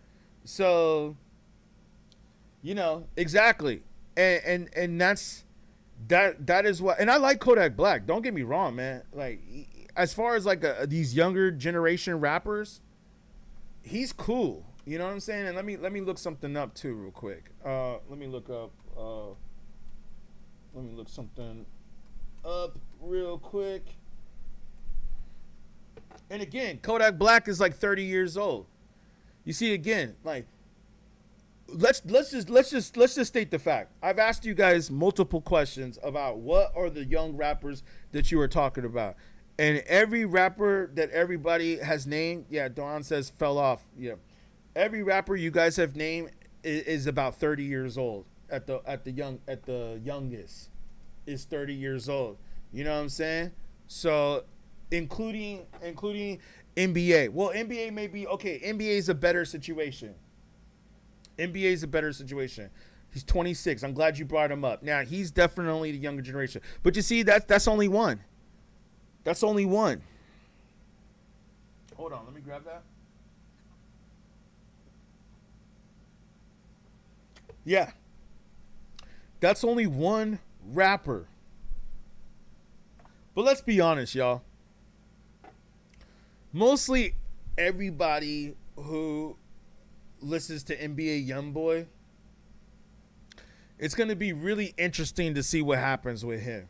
Like, is he gonna change his style to elevate to become a rapper who's a little bit more like understanding? Is he? That's the question we have to ask, man. That's a question that we have to ask ourselves: is he going to be a rapper who's going to have something more to say in his lyrics than degeneracy? Or is he going to be a rapper who's going to just be like talking about talking about absolutely nothing, man? Talking about absolutely nothing. You see, like, I think we've reached a point in rap music, and this is what I will bring me back to Kendrick Lamar. Kendrick, at least, I think, has figured out that he needs to talk about more things than making money or how much money he has, right? Polo G is 27. Okay. Was Polo G really relevant? But, yeah. NBA YoungBoy, I think, is relevant. He's definitely making noise. He's definitely out there. He's definitely doing his thing. But I think that, yeah, thank you. People will say Polo G Ben fell off. Exactly. Yeah, he's trash. Not just that, but yeah, YB sucks too. Yeah, man. I mean, NBA YoungBoy, I think he has some talent, but what his problem is that his music doesn't talk about anything. Like, NBA YoungBoy reminds me of a Soulja Boy. Like when Soulja Boy first came out, and I remember seeing this dude dancing on BET and stuff with the sunglasses on. He had his hat to the back like this with the sunglasses on. He was like, Superman, ooh. And I was like, man, that was like the most trash I had ever seen. That's when I knew that hip hop was done. You know what I mean? When I saw what's it called? When I saw, what's his name? Soulja Boy come on BET, I knew hip hop was done. You know what I'm saying? I knew it was over, man. I knew it was over, dude. And thankfully after that we had Kendrick Lamar. Remember, Soulja Boy was before Kendrick and before Drake. Remember that. Well, you already know Soulja Boy was out there saying that Drake stole his style. I don't know if I fully agree with that, but maybe certain things. But don't forget, Soulja Boy was before Drake. So it's like, you know, fortunately we had Drake and we had Soulja Boy and all that. But yeah, man. Hold on. I'm gonna let some of you guys up so you guys could say what you guys wanna say. But yeah, when I saw Soulja Boy come up, I was like, yeah, dude is trash. Dude is trash. Hold on. Unnamed sorcerer, because I know you've been supporting, and then I'll let some other people up. Let me let you up real quick. Hold on. What's good, fam? Hello. Hey, how's it going, man? Thank you for the support, fam. I appreciate you. No problem. I love these lives and stuff like that. Oh yeah, hey, we do it Monday through Friday, man. So thank you for tuning in. Usually about this time, man. So you know what I'm saying. I try to go on a little earlier, but yeah, I'm gonna let some of y'all else up on here too. I have a couple people requesting the chat, but nah, thanks for tuning in, man. What's good? I think you already been seeing me in the comments and stuff like that. And stuff. You've been responding and stuff. And I've been trying to like hold my like quote unquote debate against like 20 artists, like artists in their 20s that could do the same thing that you said Jay-Z did. And I was saying people like YoungBoy clearly. I personally think that Playboy is bad in my opinion, but he definitely could, and people like Doja Cat could. I feel like those are people that have done it before and could do it. Well, Doja Cat's dope, but you know, she's kind of pop. I think a little bit too. She's like, she raps, but she from LA too. So shout out Doja Cat. But I mean, she's you know, she's kind of like popping-ish. But yeah, go back to your point about who was the other one you said, Playboy? Yeah, Playboy. Huh. We'd have to see, man. We'd have to see. Like I said, I think that Playboy Carti could definitely do it in Atlanta, where he's from. but I don't think that he would do it in LA, and I don't think he would do it in New York. Like if he did, like if he did LA at the SoFi Stadium, you know, where the Rams play, you know, like how Jay-Z did Yankee Stadium. I don't think Playboi Carti could sell out SoFi Stadium 3 nights in a row by himself. Now he could do it with Rolling Loud. You know what I'm saying? Like, I mean, but also when you say like Yankee and New York and stuff like that in stadium, that's where Jay-Z's from. right? He's like, or at least known from NYC. He goes to Atlanta. I'm not going to say he's not great enough to do that, but you can't also say that Carti can't go somewhere else and do that as well. Well, I think he can, because that's why Jay-Z's also got LA. He's coming to LA next after New York. So he's doing, I don't know if he's doing 3 nights in LA, but he's doing LA. I forgot, I'm not sure if he's doing another city in America, but I know he's doing London. So it's like he's not just doing New York. You know what I mean? But, you know, I agree with you. Like, Playboi Carti is a big artist. Don't get me wrong. But I just can't see him selling out Crypto Arena or SoFi Stadium in Los Angeles by himself, like, as the headliner. I think if you put him on with, like, Kanye West and, like, okay, Kanye's a good point. Kanye's a rapper that can do it. But I was just thinking of like rappers in their 20s, like you yeah, said. yeah, exactly. Kanye's kind of borderline. Even though he came out in 2000, he's a 90s student. He's a golden era student. You know, like I said earlier, most of these rappers that have studied the game are still successful to this day. You can tell. Like, I was just thinking about Kendrick Lamar, Good Kid, Mad City, how he had MC8 on the album. You know, Compton Legend. He has DJ Quick beats, like DJ Quick helping with production. You know, a lot of these cats that are successful study the game. Same thing with Drake. Drake had a lot of OGs on his albums too. Jay-Z and, you know, other people too before, like, even other than Jay-Z. I can't think of it all right now, but I know Drake, I mean, he has a song called Wu-Tang, you know what I mean? So it's like the cats that study the game seem to still be more successful. Not saying that Playboi Carti didn't do that, because Playboi Carti, I know he worked with Kanye and did some things and worked with some other people. But I just, you know, like I said, him by himself, like, this is a Playboi Carti celebrating Playboi Carti's albums that dropped, and we're just going to do the albums in its entirety, like how Jay-Z did with Reasonable Doubt and The Blueprint. And again, not to really compare those two, I'm just saying in general, like you said, rappers in their 20s. And Playboi Carti, by the way, how old is he though, man? Is he like really closer to 30 though, technically? I think Playboi Carti might be 30. I think so. I might gotta look that Which is up. still young. It's still young, but you know what I'm saying? Let me look it up. Yeah, he's 30. So, you know, he's not really like fresh in the game. Like, he's been in the game for a minute now. So he should be able to sell out an arena for how long he's been in the game. Carti wasn't. Thing is, he took like a big hiatus in like 2020. Yeah, he dropped like Whole Lot of Red. Yeah. Yeah. Okay. Let me let one of the other cats up. So what do you think overall before I let somebody else up? Because I know sometimes y'all be going crazy in the chat and cutting each other off, but let other people talk. What you think about hip hop today? I think hip hop hasn't fell off, because especially if you're bringing people from like not in their 20s, like I think clearly people like Ye, people like Eminem who blew up in the 2000s, people like 50, people like Drake, Kendrick, J. Cole, all of them are great artists, and I think are, in my personal opinion, and I know this is like a generational thing, are better than the 90s rappers. And I'm not saying they're way better or they blow them out the water. I'm just saying that's my opinion. Rappers from today. Yeah. Which rappers would you say? You said Kendrick, J. Cole, Drake, the big three. Yeah. The big three. So you would say that Drake and Kendrick and J. Cole are better than Jay-Z?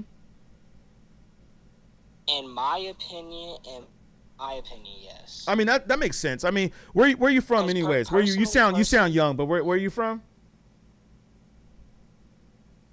South Carolina. Okay, no, that's cool. I just like to know where people are calling from, like, because sometimes, you know, you'll hear people that are from Atlanta, and then they'll just start naming a bunch of Atlanta rappers. You know what I mean? So it's like, okay, that makes sense. You know what I mean?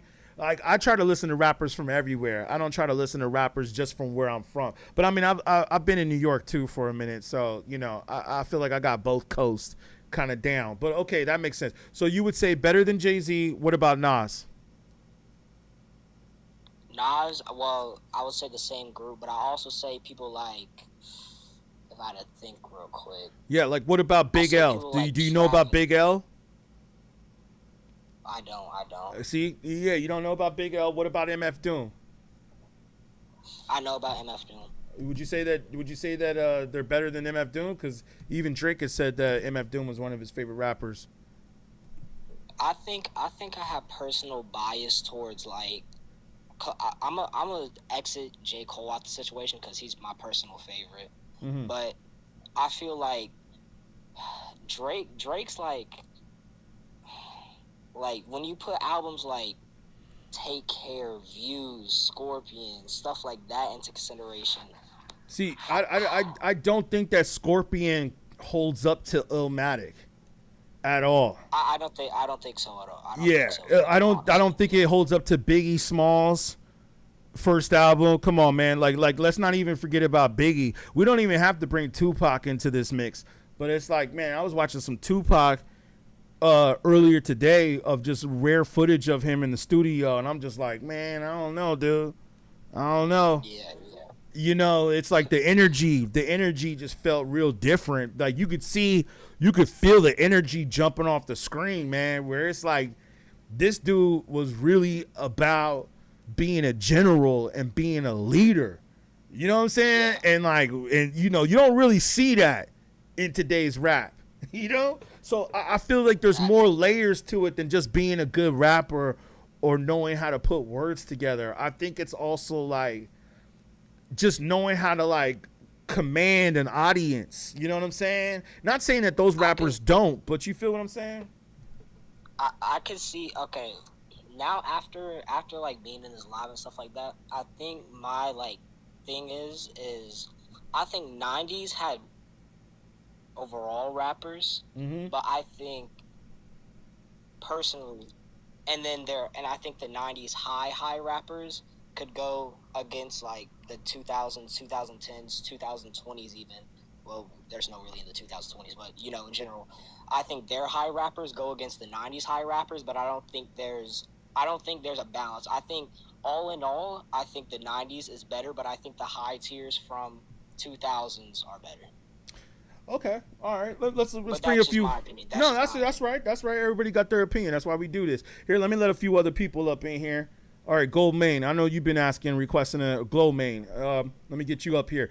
And let me just say this real quick. Yeah, man. Nah, I hear you on that. I think you should do this, man, when we get off this stream, because I'm pretty sure I know it was probably before your time, but you should go listen to the Eric B and Rakim Paid in Full when you get a chance. I think that album still holds up to this day. Go listen to some Big L raps. I think they still hold up to this day. Some people say that Jay-Z got a lot of his style from Big L. Go listen to some Cool G rap. You know what I'm saying? But definitely, if I have to say out of them all, I would say Rakim. Eric B and Rakim, go listen to Paid in Full. I think that album still holds up to this day. You know what I mean? Gold Main, what's good? Spice One, shout out. I see Spice One up in here. What's good, brother? I just wanted to start out by saying I'm a hard guy to get along with, get in the zone with. Whenever we going right, I just flip it to the wrongness. Right. Well, you got to get a little closer to the phone. It's kind of hard to hear you a little bit, but I don't know if you got us on a Bluetooth or something. Nah, yeah, I'm on my Bluetooth headsets. My bad. No, it's all good. I can hear you. It sounds a little muffled, but I can hear you though. Nah, what I just spitted, that was Drake fighting Jadakiss. He took that from Jadakiss. So a lot of the rappers, okay, love bro.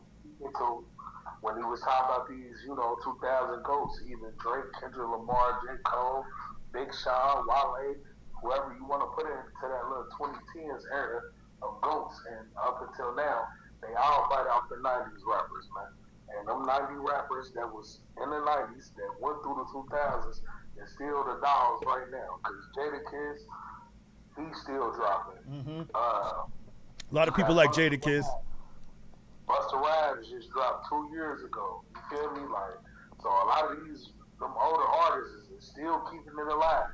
Look at the clips, what they just did last year. Exactly. They just went on the world. You feel me? So we ain't gonna count the older artists, but what I can say is rap ain't dying, but I just feel like it ain't a balance no more. Like back in the day, how we can have KRS-One and like you said, Cool G rap, we can still have NWA get played too. Yep. You feel me? And they with a totally different message. They was the streets, what the streets is now today. You feel me? So I feel like our radio and what we hearing is just saturated with mostly street elements and, you know, the ratchetness of the culture. And we ain't really getting to hear the Lauryn Hills and the Kendrick Lamars and all that on mainstream. You feel me? Yep.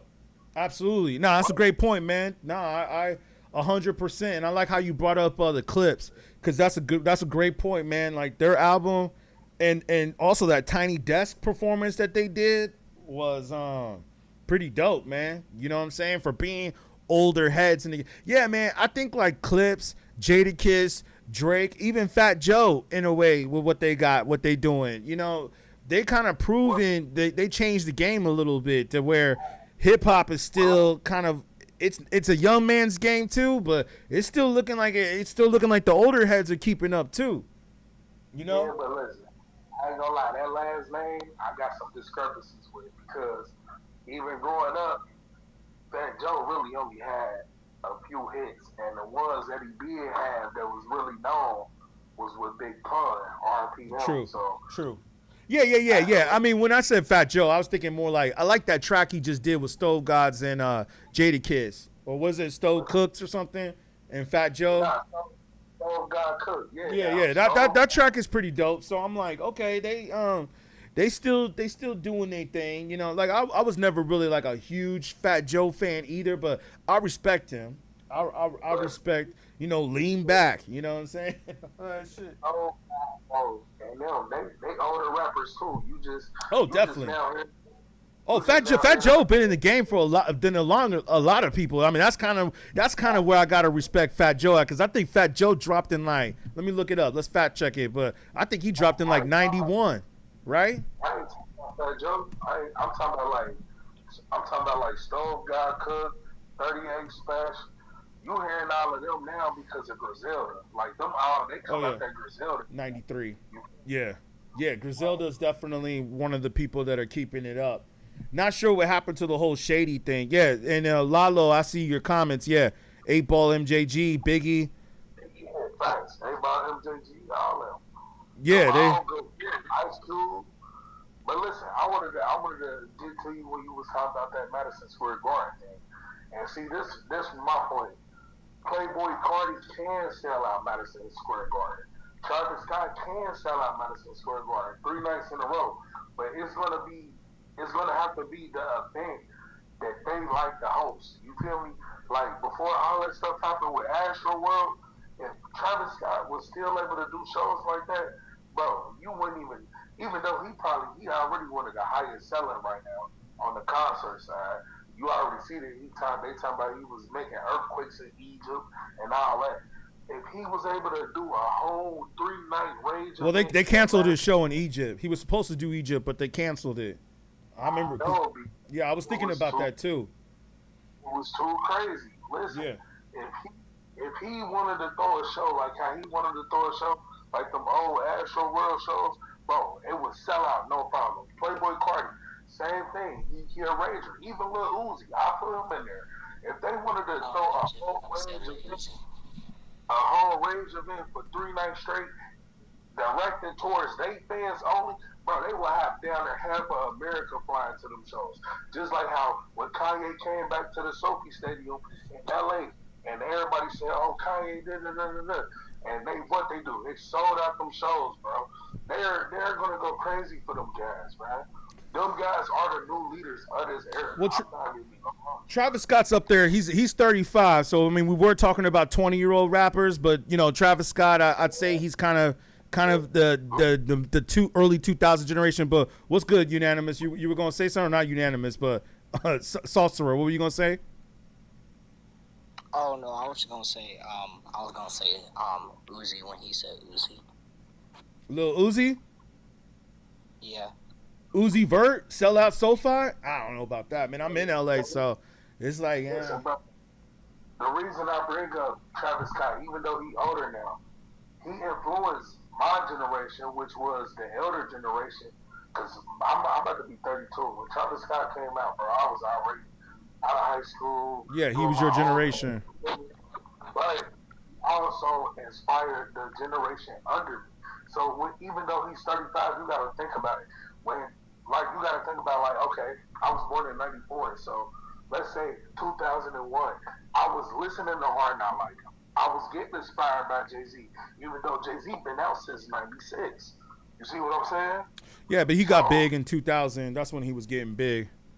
So yeah, he was getting Yeah, see, so wouldn't Jay-Z count as, like, not a 90s rapper? Nah, he is, because he became mainstream in 2000. Like when he did the Blueprint, which I got right here on the wall. When he did the Blueprint, which I think is one of his best albums, that's what made him mainstream. But he was still known, like he was getting radio play in the 90s though. Like you gotta understand where I'm coming from. Like my uncles and them, like you, like that was in the 80s, that was born in the 80s. Y'all was already up to him. Y'all was already in the motion of doing y'all thing. Yeah. Me, I up on Jay-Z. You feel me? I didn't only just like stumble upon him. No, it was like I literally, when I went to watch videos, I was growing up watching his progress all the way up until now. So yeah, he was an older rapper too. So you can say Jay-Z too, whatever, but Travis Scott is like to the young kids what Jay-Z was now. Or like Drake is like what Jay-Z was to the young kids now. You see what I'm saying? Right. So all they knowing is that. So yeah, they can definitely go and, you know, sell out some things. Let me say this. Like I agree with you on Travis Scott. I think Travis Scott definitely can pull a crowd. I'm not going to deny that. Like he definitely can. Like I said, he might be a little bit of a different generation in my opinion, because like we were talking about earlier, we were like, okay, because people were trying to say young rappers, old rappers. I guess you can kind of consider Travis like in between, but you know, because like you said, he was dropping when you was in high school and stuff like that. So, you know, it wasn't long ago, but it wasn't also recent either. You know what I'm saying? It's like right in the middle. You know what I mean? Because I remember Travis Scott too. I remember when he was like real big, when he dropped the Astro World and all that. No, that's just like somebody just said Lil Wayne, right? Okay, look, I was born in 94. Lil Wayne was out before 94. He was with the Hot Boys. But I remember vividly Lil Wayne being 14 and me watching him on the Hardball video. You feel me? And I'm like 5 or 6. You see what I'm saying? And now that I'm like about to be 32, Lil Wayne, what he is, but I done grew all his whole discography. So that whole run he was on, I was right there. You feel me? Yeah. And don't get me wrong, because during that era, which was the early 2000s, we had Jay-Z, we had T.I., we had Ludacris, we had 8 Mile MJG, we had UGK, we had Outkast, we had so many, Nelly, we had so many plethora. Outkast was lit, man. Outkast was definitely doing it. And listen, that's why I say rap is like now, because if you go back to all the names I just named, yeah, all of them was a so-called street rapper, but they all had their own sound, their own lingo, their own swag, their own aesthetic. Everything was original from where they was from. It was like region rap. It wasn't so much as, oh, this was everybody in the American streets messing with. This the region. You feel me? This the Midwest. This down south. Like, you feel me? It was dogs. Yeah, I mean, yeah. Go ahead. Now it's like it's just watered down. Everybody want to sound the same. Yeah, that's the problem. It's all like TikTok rap now. Yeah, everybody trying to sound the same. Everybody just trying to sound like what's already hitting. And see, that's the thing I'm trying to say about the 90s. In the 90s, it was considered whack if you sounded the same as somebody else. Like if Eminem came out sounding like Snoop Dogg or trying to sound like Tupac, he would have been considered whack. I mean, 50 Cent called out Ja Rule on that. When Ja Rule was kind of starting to act like Tupac, and 50 was like, hey, yo, this dude want to be Pac. He's trying to dress like him. He's trying to look like him. All this and that, wear the bandana with the shirt off. 50 came in and clowned Ja Rule. Let's not forget that. And I got to say, I remember when 50 did that, I was actually happy that 50 did that because I was like, yo, somebody need to call out these rappers trying to bite other rappers' styles. But huh? I said, but everybody loves Ja Rule though. I don't know about that. I mean, he kind of making a little comeback. He's making a little comeback right now. I'll give him props on that. But nah, 50 destroyed his career. We can't deny that. 50 destroyed his career. The game got a better discography than 50 Cent. We're gonna see that too. The verses is this Thursday, so I mean we're gonna be ready for that one. The verses with YG. I wish it would have been with Kendrick, but I know Kendrick ain't doing that. But what's it called? Yeah, I agree with you on. I mean, Game got some good songs. I mean, I only like 50's first album really. The Massacre was all right, but 50's first album is definitely a classic. Once again, I was a kid through all that, so just imagine. You hear Piggy Bank and the 50 Cent Game about to drop. Man, we wasn't caring about none of that. We was getting it, but bro, we already knew that. It's Get Rich. His album Get Rich is a classic, though. Get Rich. Yeah, that's a classic. That's a classic. That changed the game in a way. That album changed the game. That's when hip hop really changed. Like it wasn't always just about lyrics or this. It was about Jay-Z and other rappers were kind of doing it before that. But I mean, we've had this conversation with other cats where it's like unanimously, even Vlad. I don't know if you guys watch DJ Vlad, but even Vlad had his people come on and they even said they're like when 50 Cent dropped, the game changed right there. Like that changed the whole. He changed the record industry. You know what I'm saying? Snoop Dogg got more than one classic too. Which one? What's the other one? What is Ego Tripping? What is album or songs? Albums. Ooh, I don't know about that. I mean, because I heard other people say this. I might have to disagree with you on that one. Doggy Style is definitely a classic, but I would say Paid the Cost to Be the Boss over that. That's right after Rhythm and Gangsta. Yeah, Paid the Cost to Be the Boss was a pretty dope one. Rhythm and Gangsta, classic. Yeah, shout out to my boy Block. My boy Block is the one that took the photos for that album cover. You know what I'm saying? He known Snoop since he was 19. But yeah, shout out to the people following, by the way. Yeah, I mean, yeah. Snoop. Let me let one of the other homies up in here that's requesting. Let me let him up in here. But yeah, man, I mean, I hear your point though. Travis Scott, dope. He's one of my favorite rappers of that kind of that newer era. But you see, I got to be real with you though. You said you was born when? 94? 94, man. Yeah, so you see, like, I was already putting out mixtapes then. So you gotta understand, like, I'm from like the generation of the generation. It's just like that was such a different time in 94. 95, I'm gonna be real with you, 95, and you was a baby then. Like 95 was the best year of hip hop. Like you can go back and look up all the albums that came out in 95, all classics. I got a pops who used to cut records and all that shit. So my music bag goes so deep. It sounds like you know more. Because you be considered Gen Z, so I will give you props on that. You definitely sound like I could tell, because Gen Z is 97. You're right, so you like millennial. You on the cuff of millennial Gen Z, but yeah. My music bag go deep, man. Yeah, I could tell, but I want you to know though. But like, still though, you wasn't outside at the time though. That's the point I'm trying to make. Like if you was outside, like I don't know how much I could say on this stream. But it's like when you was born, we was already hustling. You know what I'm saying? we was already outside hustling. You're making money on the corner. We was already making money on the corner at that time, man. So I'm just saying, like, the being outside and hearing that music when it dropped was like different than going back and doing research. You feel what I'm saying? That's like me going back and doing research on music that came out in the 50s and the 60s. It's like, yo, I could understand it. I could appreciate it and be like, okay, Marvin Gaye. all this, the Jackson 5, Michael Jackson, all that's really dope. But I mean, I was born when Thriller came out, but I wasn't really, I was a baby when Off the Wall came out. You know what I'm saying? So it's like I don't really understand what it was like when that album dropped. But I remember when Thriller dropped. Like I was there when Thriller dropped, and like Thriller, MTV, Michael Jackson.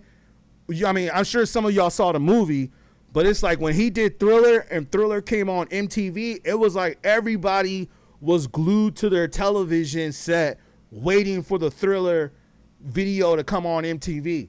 Like it's just like going through that experience.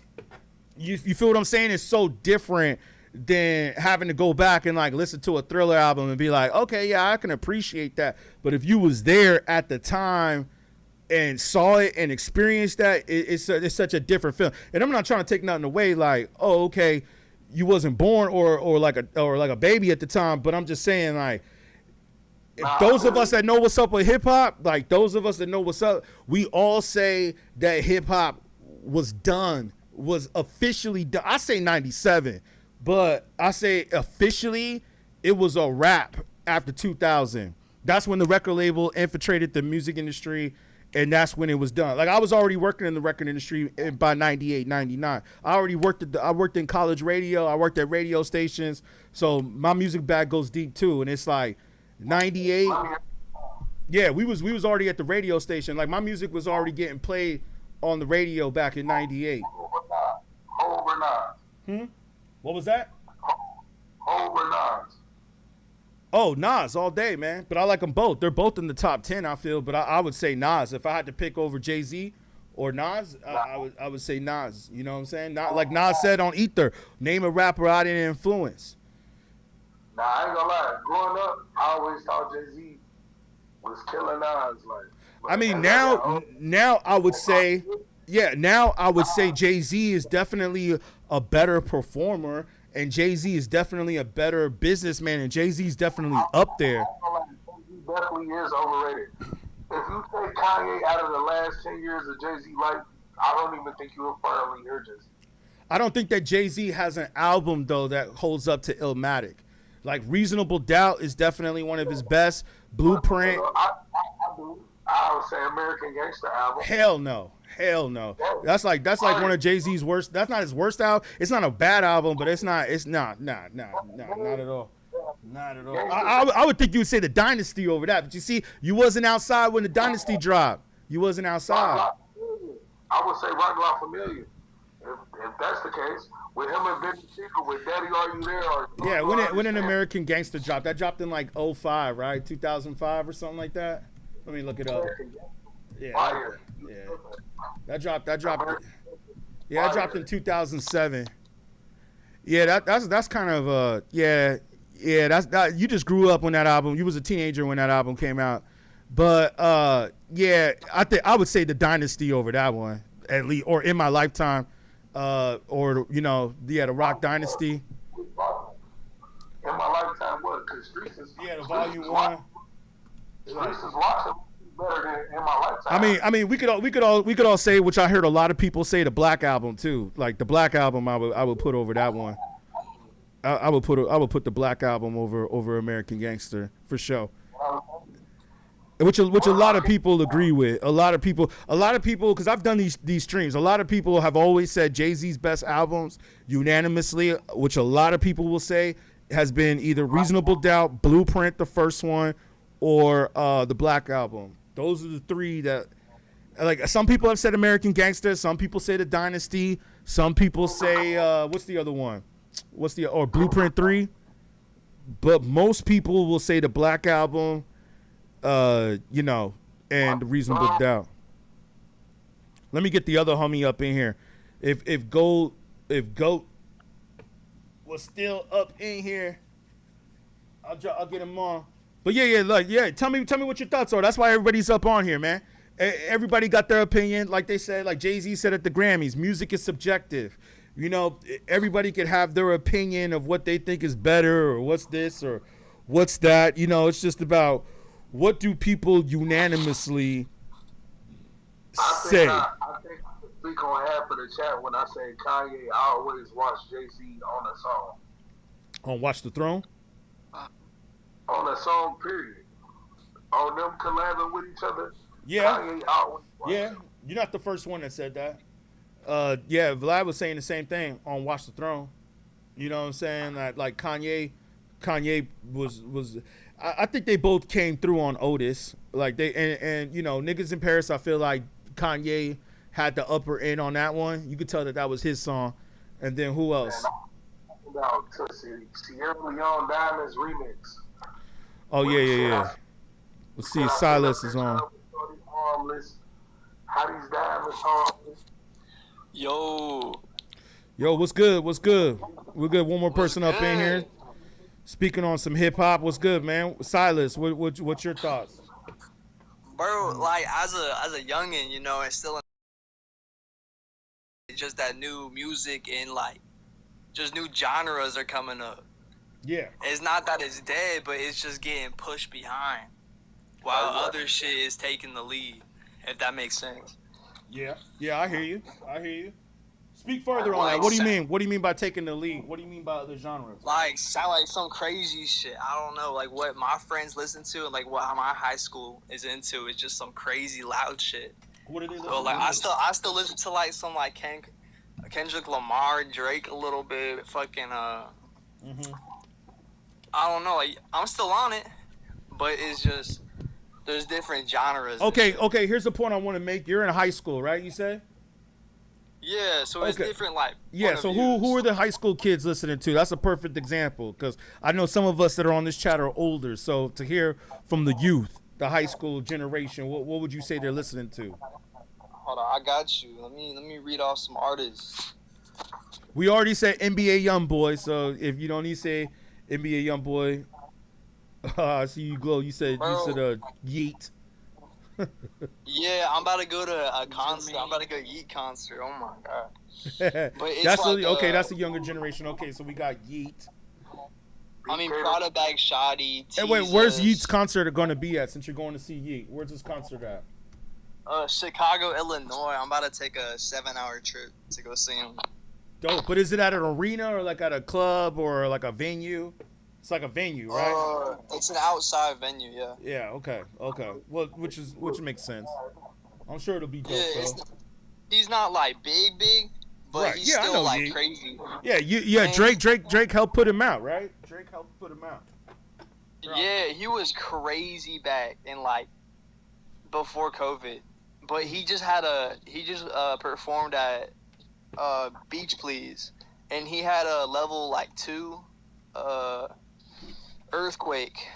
He caused a level 2 earthquake, and that was crazy. What do you See, mean he I caused a level 2 earthquake? What do you Like he shook the ground. Oh, It was right. Like if you go on the news for Beach Please, yeah. it's in like Europe or something. Okay. But he was going crazy. Damn. Hey, And he shook the ground and shit, and that was genuinely like inspirational. hey, Silas, Yeah, would you agree that if Travis Scott, Uzi, or Playboy Cardi was able to do a festival like Astro World at Madison Square Garden, that shit wouldn't sell out? oh for sure, I would be there. The fuck? Oh, he like that rage, man. He like that energy, man. And Yeah, people like crazy shit. yeah, Travis Scott, Uzi, Playboy Cardi, if they was able to throw their own type of concert like how Travis Scott was before Astro World, before that incident happened, RP, Yeah, you feel me? Bruh, that would sell out. I'm telling you. yeah. When I went to Playboy Cardi and like Opium tour, cause they all went like Nine Vicious, Ken Carson, Destroy Lonely, Apollo Red, and Ken Carson all went on tour in Columbus, Ohio. That shit damn near sold out, and it was crazy. And then he did all 50 states, I'm pretty sure, and he sold out like most of them. I ain't gonna Pretty lie. sure all. That's the one under 25 right now that can sell out Madison Square Garden.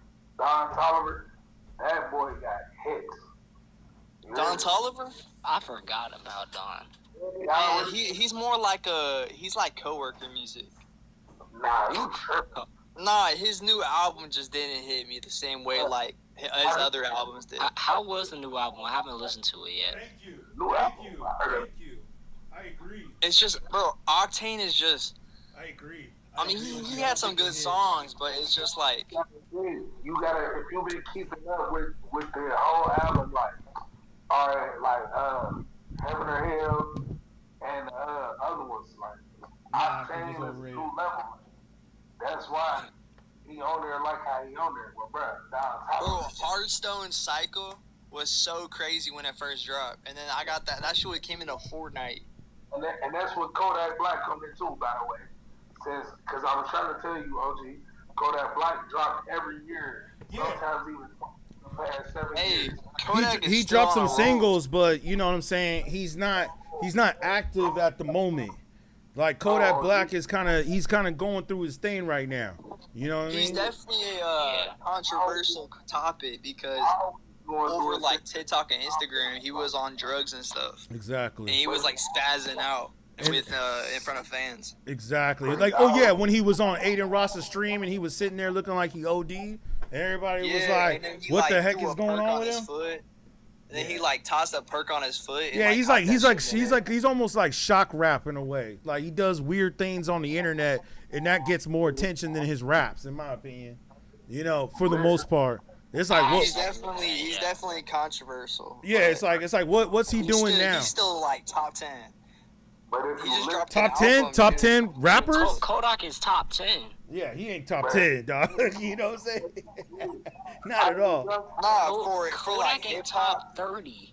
for like hip hop, for me, he's definitely top 10. Like I definitely mess with most of his albums. Who's your top 10? Who's your top 10? Oh, Bro, for that's real? just I would have to put it together. It's hard. Yeah. now listen, I can do my top 10 right now. Out of the young cats. Oh yeah, I mean, you know, if you want to do 10, we usually say 5, but you could do 10. You know what I'm saying? I mean, I think I already have a Five is feeling. Definitely harder to put together. Please don't say G Herbo. Please don't say G Herbo. Yeah, please don't say G Herbo, because I've heard that name too many times, man. I've heard that, and it's not named. It's not by people that I think that really know what's up with hip hop. I think it's from people who started listening to rap music like 5 years ago. You know what I'm saying? They're like G Herbo, G Herbo. Or even Rick Ross, bro. Who actually listens to Rick Ross? Nah, I never listened to Rick Ross. You know what I'm saying? That Set in Stone, that new album's fire. I got you, Who, Rick Glitchy. Ross? Your boy Academics was clowning that album today, though. He was just clowning the streams. But like I said, Set in Stone. You gotta listen to it. oh, I like some of it. I like some of Rick. I couldn't take Rick Ross seriously after his beef with Drake. I felt like I couldn't take it seriously. See, that's the problem. We in this new age that we see anything online or whatever. No, whatever. I mean, it's not just that, man. The dude was a cop. So I mean, you know what I'm saying? He was a cop, and then he tried to steal somebody else's identity. You know why he was the CEO? I mean, it's all good if he's the CEO, but a lot of his raps ain't really true. Listen, he was a CEO because his boy, Booby Black, you can look this up. Y'all go on YouTube right now and search it. Booby Black. Everybody know in Miami. If he asks you to do something, you do it, my nigga. They asked him to be a CEO. That's cool. That's cool. That's not the point. That's not the point. The point is that everything he raps about is a lie. That's why I can't take him seriously. I can't necessarily say that because what Ross do, he makes cinematic music. I mean, listen, we got the Freeway Rick Ross, and then we got Rick Ross who took the name of a rapper, who took the name of the dealer. Who can't say all that on the talk because I love TikTok Shop, but.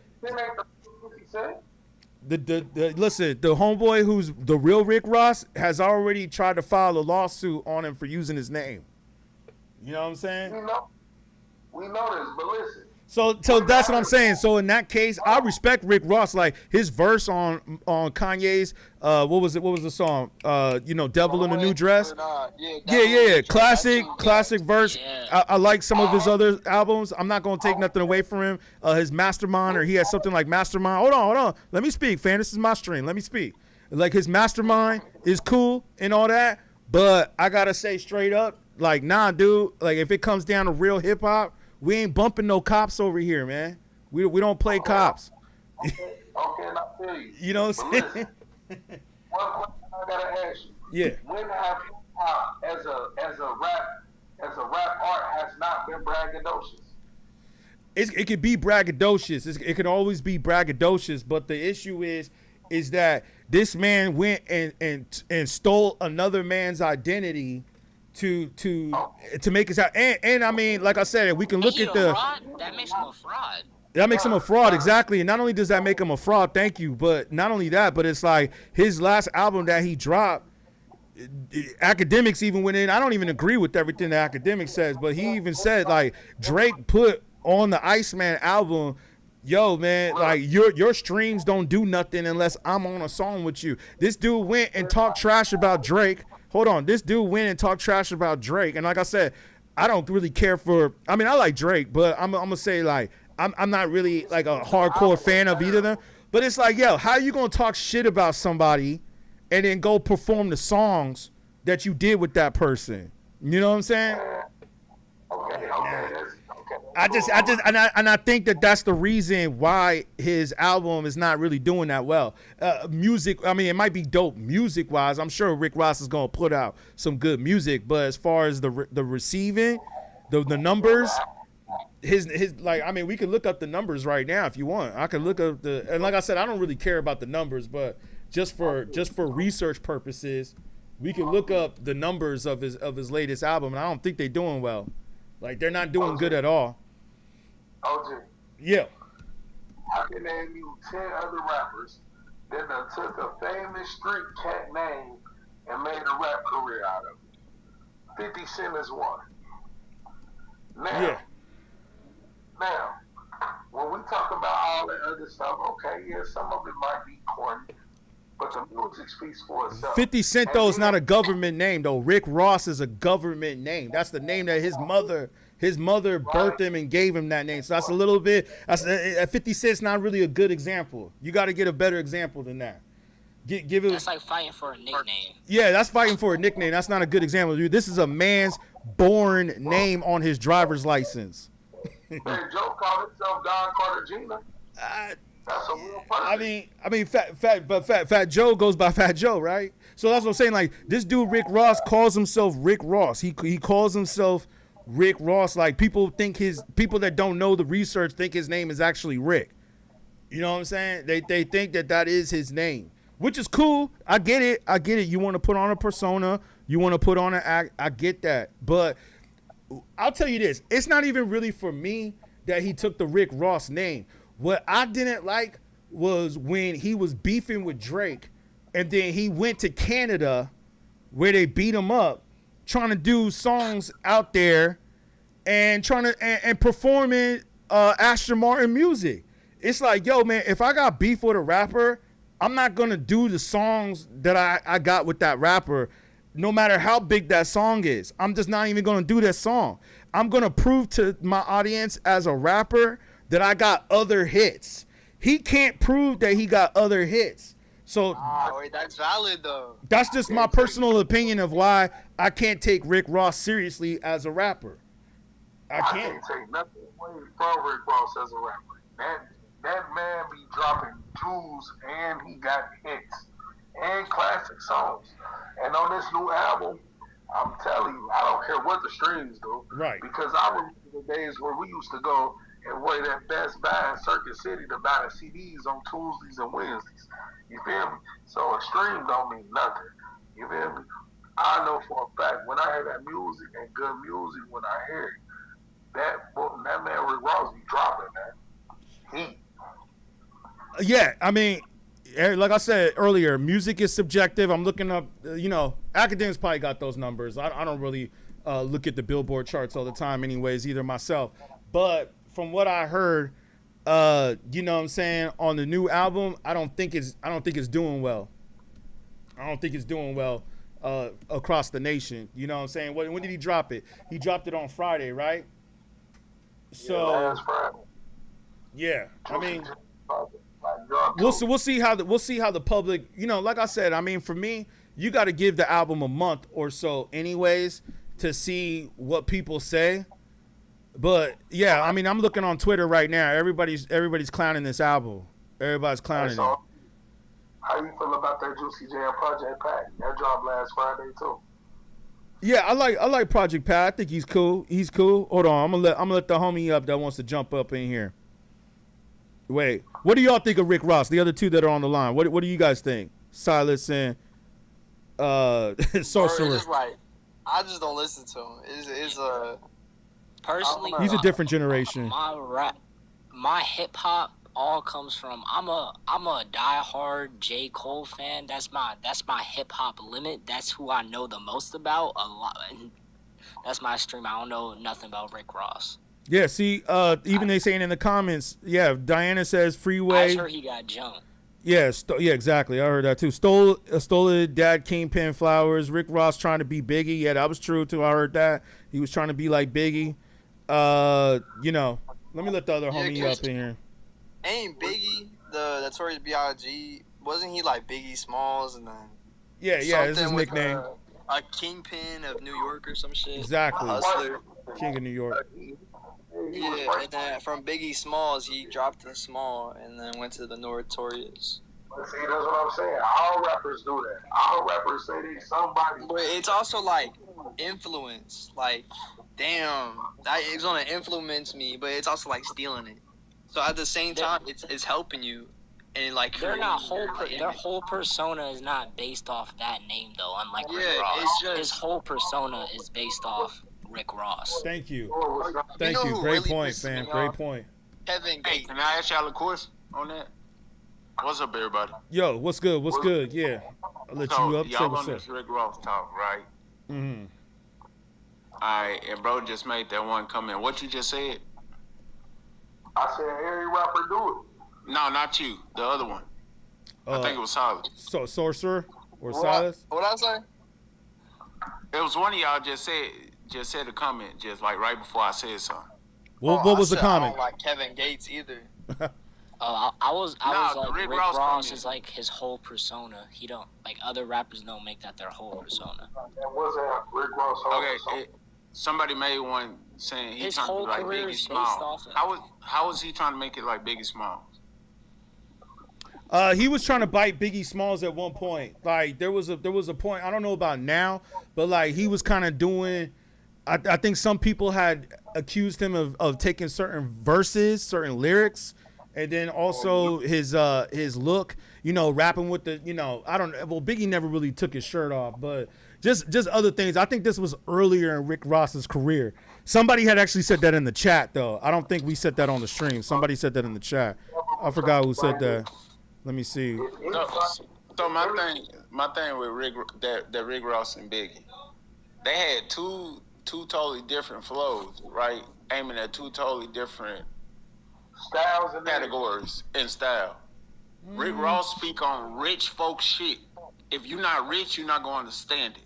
He started speaking on hustling though too. He spoke on hustling in the early part. Yeah, he spoke on hustling. And Biggie spoke on rich shit too, man. Biggie's second album is all about being rich. And rocking Versace and rocking this. That's why Tupac came up with the whole you rocking Versace, you stole my style. If you listen to Rick Ross, he's strictly talking to rich people. Like Rick Ross is not just talking to niggas that's going through something. He's speaking to rich niggas. Like, yeah, but Biggie, but no, ain't nobody in the '90s, and I still think today in the hood, ain't nobody can afford a Versace shirt. And listen, Jay-Z stole more Biggie rhymes. I mean, you go back and you watch Hypnotized video with Biggie. He's rocking Versace in the whole video. And listen, Jay-Z stole more Biggie rhymes than Rick Ross ever did. Yeah, that's what Nas said in Ether. We know. That's what Nas said. Cinematic music. And then I heard another comment that said something about he was a correctional officer. Yeah. So your past got to do with your present, right? In some ways, yeah. In some ways. Why is that though? That's how we live. You got to work a 9 to 5. A lot of rappers. Well, no, you can't talk about. See, I don't know. We won't want to get the talks flag, but you can't talk about being like Freeway Ricky Ross, Because we all know what Freeway was doing, right? But you know he derived And that, and right? that was the For that persona. name. That was exactly. I'm looking that up right now. That he got sued. Yeah. He got sued. Okay, as he should. got sued. And As he guess should. what? And guess what? Today his name is still what? Yeah, but he still got the Exactly. name. He still got the name because what? He probably used it as he didn't go by Freeway. No, because he was never No. at all. Period. Like, okay. He derived. Yeah, I'm looking at it gave right this man now. His flowers, really. He when got this man to out of use it jail, as an this man got artistic. so much. Listen. That's not the point though. The point, I didn't say that because he what's it called? That he took his name was really my issue with him. I didn't like the way Rick Ross went at Drake because he was asking me what I think about Rick Ross. That's my personal opinion of him is the way he went about it with Drake. Now, if we're talking about the name, that's a whole different thing. And you're right. Right here it says the courts ultimately ruled in his favor because they cited that the rapper's stage name was an artistic expression protected under the First Amendment. So he was able to flip the Constitution and be able to use his name as an artist, like playing a character. But that's what Rick Ross needs to do. He needs to go out there and he needs to say, hey man, I'm playing a character. But when he first was rapping, like homeboy Sorcerer said, he took his whole persona though. And when he first came out, he wasn't trying to tell y'all that he was a correctional officer. That came out because journalists did their research on him. People did their, because that's what's going to happen. If you become famous, people are going to do their research on you. So if they find out that you lying or that you doing this or you talking about slanging and pushing weight, and then we find out that you was really a cop, But you know, man. a lot of rappers lie, right? A lot of rappers today definitely lie. That's what I'm saying. In the golden era, we used to clown rappers that did that. Cause we use Future. Dude, Future, one of the biggest. Future, we already said that. Future ain't never drunk lean a day in his life. We said that Future is one of the weakest rappers in the industry. hold on. Jadakiss said out his mouth. Future is one of the most overrated, wackest rappers in the game. His last album just proved that. Yeah, I ain't gonna lie. His last album. You could call me beatGrade. You That can last call me album, beatGrade. Yeah. I was disappointed. His last album was trash. His last album was trash. Jadakiss though, out his mouth, say he never sold drugs, but he rap about selling drugs. We can't say that on the live, fam. We can't say that on the live. First of all, yeah, we can't say we gotta use code TikTok, words. we don't condone that. Yeah, we don't. TikTok, Yeah, we don't love TikTok condone shop. that. We can't say that on the We live. don't You're condone gonna get the that. live flag, man. So you gotta watch out with them words. But I'm gonna say it like this, man. Jadakiss, that's cool. Jadakiss is also not one of my favorite rappers. I respect him, but he's not one of my favorite. Like Jay-Z, even him in some ways, I don't think he was really all about that. But there's evidence that he was really out there doing that shit. Yeah, Jay-Z was. Yeah, You know what I'm he saying? was- So he it's like was if you gonna talk about it in your raps, like really like I can't. I'm not into a rapper who's I ain't acting. gonna lie. Jay-Z Jada top 20 for me. Yeah. For me. Yeah. I mean, Rick Ross. Listen, Rick Ross to me is an actor. Rick Ross, like even Exhibit. If y'all remember Exhibit, who said in his first album, by the way, and his second are classics, I think. But Exhibit even said a lot of rappers are actors. A lot of these rappers are actors. That's what Rick Ross is to me. Rick Ross to me is an actor who is pretending to be a rapper. All right, so can I get your top 10? I mean, like homeboy said earlier, my top 10 kind of fluctuates, but I can give you 5. I can give you 5 In for no sure. order. In no particular order. Give me your top 10. Better than. What you saying, hip hop? Yeah. I mean, that's easy, man. I mean, like I said, I mean, my 10 changes. I mean, I'll just give you 5 real quick, man. Like Andre 3000, Jay-Z, Yeah. Nas. Nah, you gotta put Outkast, 903,000. You gotta put Outkast. Yeah, Andre. No. He said my favorite. He said my favorite rappers, not my favorite groups. Oh, your favorite rappers, okay. Yeah. Favorite rappers are Andre 3000, Nas, Jay-Z, Big L, Rakim. That's easy. Oh, yeah. He knows something. Yeah, they can't fuck with them. You know, like not. He can't follow Rakim and be, hey, yeah. You know what I'm saying? Like Rakim, Big L. Come on, man. Come on. Can I give you my Like some of the people on the stream, they don't even know who Big L is. You know what I mean? It's almost like if you don't, and no disrespect to Sorcerer, I told you got to go do some research, but it's like, hey yo, I gotta be real. If some of these cats don't even know who Big L is, you shouldn't even be speaking on hip hop. They say JB was buying his stuff too, though. Exactly, and I agree with that. I completely agree with that. Big L inspired all these rappers. Everything you see today is inspired from Big L. I mean, there's a lot of Big L is the one who created the swag. Yeah, like listen, Big L's not just a dope rapper. He created the swag. Like all the swag, the slang, the like how Joey Badass is. That's all Big L, man. Joey Badass is a student of Big L. But was he the best to do it? Was he the best to do it? Absolutely. One of the best. One of the best. I wouldn't say the best. I'm gonna say. I think, like, listen, Big L ain't not. Well, let me say this. I don't think Homeboy knows. Big L ain't here no more. So I think Big L got taken out before his time. You feel what I'm saying? Like Biggie. I don't know about Big L. Yeah, he got taken out before his time. The kid got taken out in his early 20s, in his mid 20s. So I think if he had still been here, like I think if he would have been to at least 30, you know, he's kind of like a Nipsey Hussle. Yeah, I think. Hey, everybody in the panel run down y'all five, man. What's that? I said everybody in the panel to run down their top five. Oh yeah, the rap began as a storytelling about the hardships. Yes, exactly, man. So is y'all going hip hop, rap? What y'all doing? Yeah, hip hop and rap. Well, speaking of Outkast, I mean, Big Boy said we need two different genres, or we need different genres now. But yeah, he would be killing the game. See, Jazzy Moto, exactly. Big L got taken out before his time. If Big L was still in the game right now, I think he could have been as big as Jay-Z. I don't know. I think he would have got washed out like go back and watch. This is on YouTube. Speaking of YouTube, go back and watch freestyle sessions of Jay-Z and Big L in the studio. There's plenty of footage of Jay-Z in the studio with Big L. Jay-Z could not hang with Big L at all in the studio.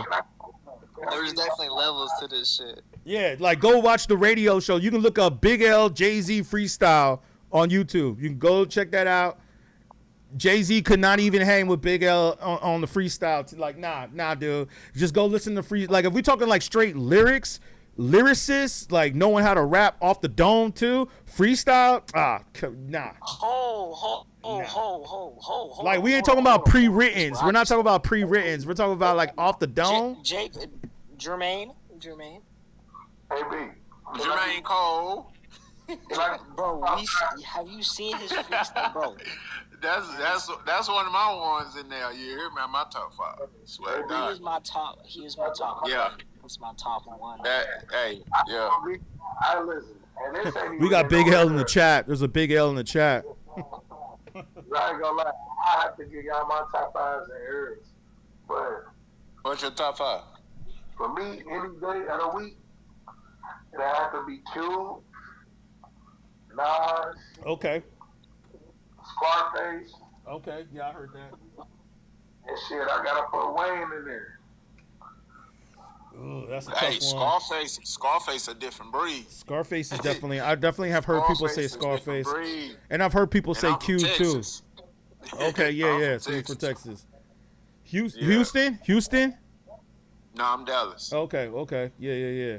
The Ghetto Boys definitely were doing their thing though, man. Shout out to Exactly. in Power. Shout out to Bushwick. Bushwick was the homie. I got to chill with him a couple Yeah, times. Bushwick was big. Yeah. Yeah, like you like I said, man. I go back too. I ain't just up here talking. Like I got photos of me and Bushwick chilling. Oh, so You know y'all what I'm going all time? All time, man. All time.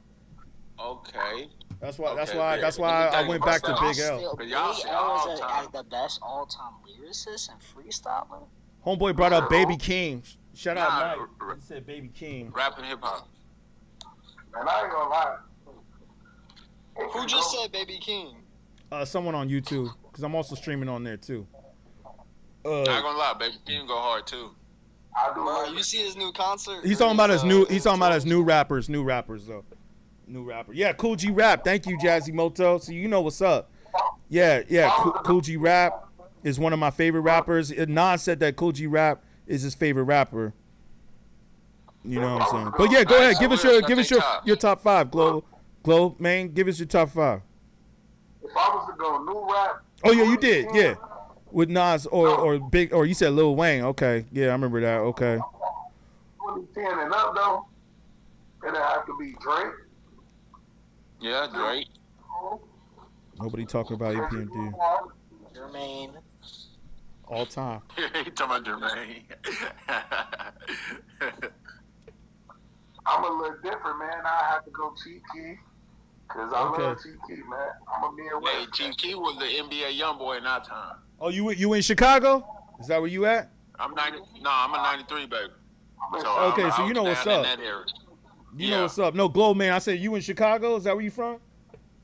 Nah, I'm in Cincinnati. Oh, okay. Okay, Midwest though. Still Midwest. Oh, so you got Bone Thugs and Harmony from where you from though. I ain't gonna lie, for me, after 2010, other than Chief, I had to go Nipsey Hussle. Yeah, see, I'm glad you brought up Nipsey, man. That's another one I was gonna say. Nipsey is like a big L to me. He's a cat that kind of went out before his time. You know what I'm saying? Well, to me, I was listening to Nip in high school, like back when he was. Well, you see, and all that, like, man, 2010. I was unfortunate. I was in LA when that happened too, man. That was such an unfortunate time. And let me tell you, shout out Pagan for the follow though. But I was gonna say though that I remember when that happened, man. And all my peoples, man, we went straight to the Marathon shop. And I'll just say, like, Nipsey was like just about to blow at that time. Like, I feel like he was getting, like, he had just got the Grammy nomination. He had opened up some centers in LA for rappers, for up and coming rappers. Like, yo, man, South Central was looking good. It was about to come up. And then all of a sudden, when that happened, it was like LA just went right back to the hood again, man. It went straight back ghetto again. Like, he was really changing the area too, man, not just as a rapper, but he was really cleaning up the community, you know what I'm saying? Yo, that was a real tragic loss, man, not just in hip hop, but also for the city of LA. Hey, yo, I'm gonna get on out of here. Hey, I appreciate you though, fam. You was speaking some facts though, man. I appreciate you. All right. Yeah, bet. I'll see you on the next one. Knots. Yeah, Knots is definitely dope. You know what I'm saying? Who'd you say real quick before I get somebody else up in here? Homeboy from Texas, Gingy, Davini. Who you saying? Like Da Vinci Code. Yeah. Who's your top 5? I'm gonna go J. Cole. Okay. Kendrick. Okay. All time, not just new rappers. Let's just say all time. Just all time. Yeah. But I'm gonna start with the new ones though. I got Kendrick, Drake, J. Cole, Cypress Hill, and Beastie Boys. Shout out Be Real. That's my peoples, man. Be Real's my peoples. Real. Yeah. Beastie Boys was a hit. Okay, so that's a little different. I haven't heard Beastie Boys in a minute. I ain't heard that one in a minute. You talking about the music though, right? You talking about the music or you talking about the rappers? The rappers. Okay. And the music. Yeah, I'm an old soul, you know. Okay. Hey, I ain't bad at that. Let me let one of the other homies up in here that want to jump in. I mean, hey, like I said, everybody has their opinion. You know what I'm saying? Yeah, that No Sleep to Brooklyn. Yeah, that's the. I mean, they got classics. That's that one. License to Ill. You know what I'm saying? Yep. That best album. Oh, them boys killed it on that album. Every song was a hit. Yeah. One of the homies was looking out for me from Beastie Boys back in the days. Alright, but no one mentioned MF Doom. I did. I mentioned Doom earlier. I mentioned Doom. My dad put me on MF Doom, bro, and one beer just crazy. Yeah, but MF Doom really ain't get popping until later. Bro, but he has so much potential. Man, Mad Villain is a classic album. Mad Villain, and that's some of Madlib's best beats too. Don't just forget it. Don't sleep on Madlib. That's some of Madlib's best beats too. It's not just, you know what I'm saying? Yeah, Pac, Nas, Rakim, Scarface, LL Cool J. Man, I heard someone else say LL too. Yeah, Doom is definitely underrated. Shout out to Doom too, man. I got to meet Doom once. He's a cool cat too. You gotta meet him? Yeah. I did Paid Dues. You know Paid Dues Festival that used to go down? back in I the, think I'm too young for that. yeah, Paid Dues was like the original Rolling Loud back in the days, and yeah, I got to perform at Paid Dues, but I was on the same stage as MF Doom, which is crazy, so I got to meet him. Wait, you gotta perform?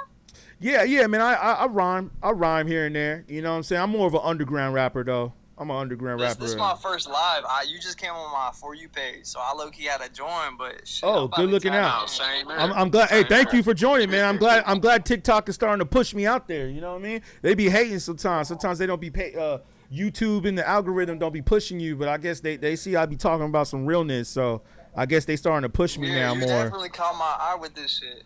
Thank you, fam. Yeah, nah, Madlib. I told you too, man. Like Tyler the Creator, all these dudes. I knew these dudes before they got big. Same thing with Kendrick. Same thing with K Dot, man, and Kanye. I was in New York at the time that Kanye was getting big with Rock Nation. Making a comeback right now. Somebody shit out. Yo, I'm gonna tell you right now, man. If I knew, I was out there working with some people that were working with Kanye back in like 04, 2003 in New York. If I knew that Kanye was gonna be as famous as he became, I would have stayed in New York. Yo, like I came back to L.A. I was like, man, F New York. I'm out of here because just it wasn't really working out for me the way I wanted it to. So I was like, yo, you know what? I'm coming back to L.A. But man, if I knew that Kanye was gonna be as big as he became, I would have stayed in New York and made it work. You know what I'm saying? Because I was working with his people out there in New York. You know what I mean? I remember back in 03, I was graduating high school, and me and my boys. What's up, fellas? My bad for just jumping in. No, it's all good. We let you up in. Appreciate you bringing me up. 03, I was graduating high school, and me and like some guys from my neighborhood, like they were rapping, and I was kind of like managing, organizing. We were trying to really get into it. And I remember one of my boys came back with a beat tape. And we had a Kanye West beat tape back in 03, yo. Mm-hmm. I mean, it had joints that Luda used. It had a bunch of joints on it before any of those guys used it. You know what I'm saying? Like, man, I had an Eminem demo tape, dude. Like when you say 03, 04, you 100% spot on. Oh yeah, man. Yeah, I was in New York. Actively getting it. Yeah, because he was out there working with Dame Dash. And by the way, I worked with Dame Dash too, man. I got to tell you, after working with Dame Dash, and this was recent, this was like a few years ago. After working with Dame Dash, I can tell you right now, that's where Kanye gets all that from. It's from Dame Dash. Because, man, being with Dame Dash in the studio is exactly how you would imagine Kanye is. Like, Dame Dash be talking trash. Like, if your raps are whack, like if you get in the booth and you rap, he didn't do it to me, but I saw him do it to other rappers. But it's like, if you get in the booth and you rap, Dame would be like, man, that shit is trash. Like what? And like he just be up in the studio talking trash. Like I was like, oh, now I see where Kanye gets that from. He gets it from Dame Dash. Well, you know what it is too. You know what it is. If there isn't a person, to be honest, like I used to manage artists, and I used to like definitely do some like Where you at? Where you calling from, by the way? Okay. I'm in New York City. New York City, yeah, Southside Jamaica, Queens. Okay, so New York's been popping for the last 3-4 months, man. Y'all been popping out there. Yeah, man. Now listen, go Knicks, man. They're between the Knicks and Mom Donnie, like shit, and Jay-Z. We were just talking about that. Everything is up. Everything is up over here. But I used to be in the studio and work with my artists, and like I was the ear, so I would be the Dame Dash of my crew. So I get that it's dangerous when you have a situation where there is no one with an ear. And you let the artist kind of just go, because a lot of the time the artist is just doing the art. They're not thinking about the structure all the time. They're not thinking about the all around. And sometimes they think that what they're doing is better than it actually is. So when you can like really like help them tailor what they're doing, it definitely makes a difference. So being critical is rare. There's a lot of people who let things fly and let certain things go, and just like being nice about it. Sometimes you can't be nice about it to get great work, great product. Great point, man. Appreciate that. Yeah. If hip hop had more Dame Dashes, we would not be in the state of where we are. More rappers would be getting paid for their work. We wouldn't do what we're doing now, breaking our backs, and we wouldn't have to be subjected to a bunch of sexy redheads and pool shiesties. Yeah, we were just talking about that. I love sexy red and pool shiesties. Like I said, back in the day, it used to be out. Johnny says that hip hop completely That's how fell I feel off. about like Ice Spice. Yeah, John. I just want to shout out Johnny Bonds in the comment. Yeah, he's not the first one that brought up the drill. Yeah, man. And New York, you see someone shout you out up here in the comments and said New York been popping since '73. Well, yeah. I mean, that's when it born. That's when it was born. That drill started in New York and it just expanded everywhere around the world. We just got it in Texas, and it don't even be really just real drill. They just be talking.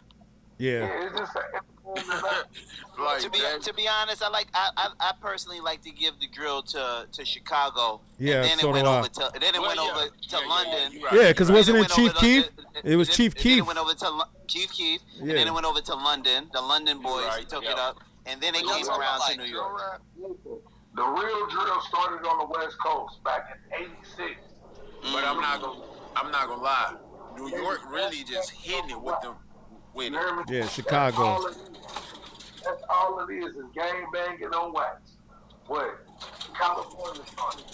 Then from there, it evolved to that. But like I said, even back in the day, you can hear that, and you still can hear some positive, something that can balance that out on the radio at the same time. You feel me? It wasn't just a whole market full of every song that, or every song is pop that, or you feel me? It was a balance, bro.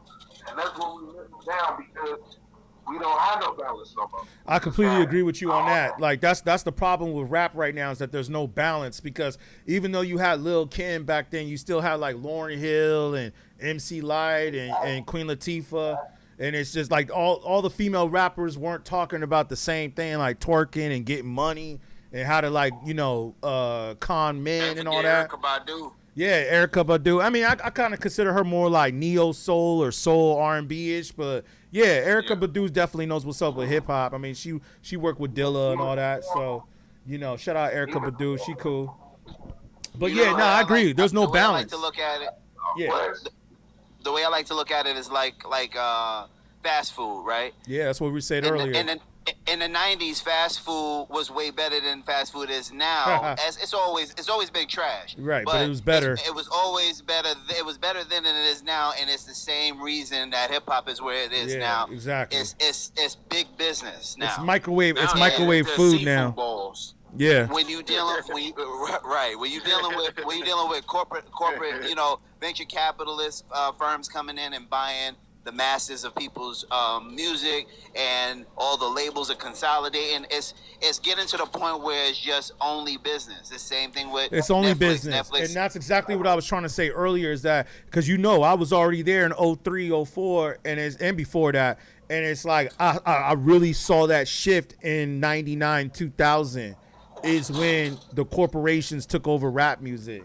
It really was and they let a few in. Like, listen. The only reason why Kendrick Lamar, like my boy Merce, if y'all know Merce from Living Legends, I know some of y'all brought up Freestyle Fellowship in the chat, so some people in the chat might know. Ocho, I saw your comment too. You were speaking facts, but let me say this, man. Merce, if y'all don't know Merce, you need to look him up. Merce is really the rapper who put Kendrick Lamar on.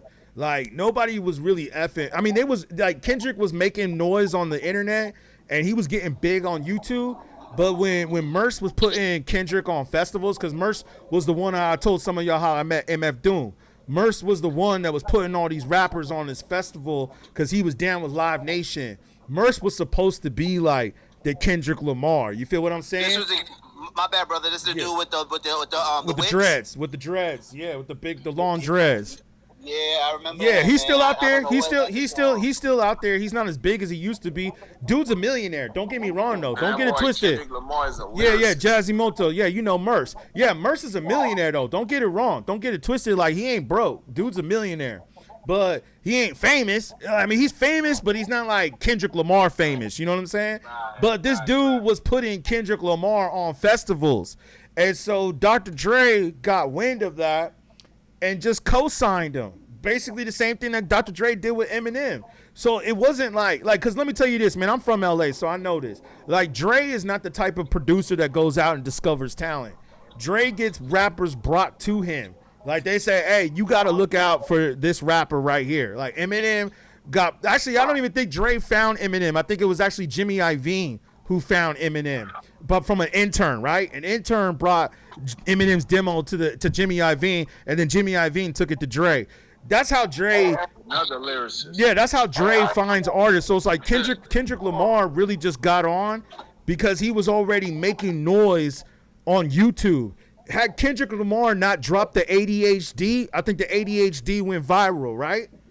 Had he not dropped the ADHD off of Section 80, he probably would have never got to deal with Interscope. That's why he got to deal with Interscope. So, and that's why people might say like, oh, well, It's all about network. So yeah, my point is like Kendrick Lamar might be rapping consciously now, even though Good Kid, Mad City, do I really consider that a conscious album? It's like That's a good ass album. it's my favorite album from him, but is it really like a conscious album? Nah, I don't really think so. I think it's a great album, but I wouldn't consider it like Black Star. I wouldn't put it in that category. But like I'll say this though, that I think that Kendrick, what's your favorite album? from Kendrick, Good Kid, Mad City. Good Kid, Mad City. But my point is that I don't think that Good Kid, Mad City would have ever came out on Interscope had he not already built a buzz with YouTube and Merce with paid dues. I don't think so. Well, that's the natural progression, right? Of like being an artist and in any medium, right? Whether you're painting or you're acting, you really have to Build a fan base. You have to put your reps in. Yeah. You got to put your reps in. You got to continue. You got to love the work. Yeah. And when you love the work, things will materialize from it. You can't do it for the end goal because you got to do the art for the sake of loving the art as a lifestyle. And if you're good, then it pays off. You know what I'm saying? And you got the following, and you got the numbers to prove it, and then they see, and then the label just steps in and says, okay, Nipsey Hussle even said this in an interview. Big Boy, I like the interview because, you know, Nipsey Hussle's always spitting game. I still go back and watch his interviews to this day, and he was like saying like the label will just come in and put the money in. You know what I mean? They can amplify it. That's what it is. The label will come in and amplify what you already got. Russ says this too. Russ, you already know Russ be saying this. You know what I mean? Jazzy Moto said Alchemist. Yeah, shout out to Alchemist. AP, Rick Ross just came out with an album. He got a song on there with Nipsey Hussle talking, and he's talking the exact same stuff. Okay, I'll listen to that. Listen, you gotta have faith. You gotta walk in faith and have discipline. You know what I'm saying? And you gotta just continue to do the work and have the faith to continue doing the work.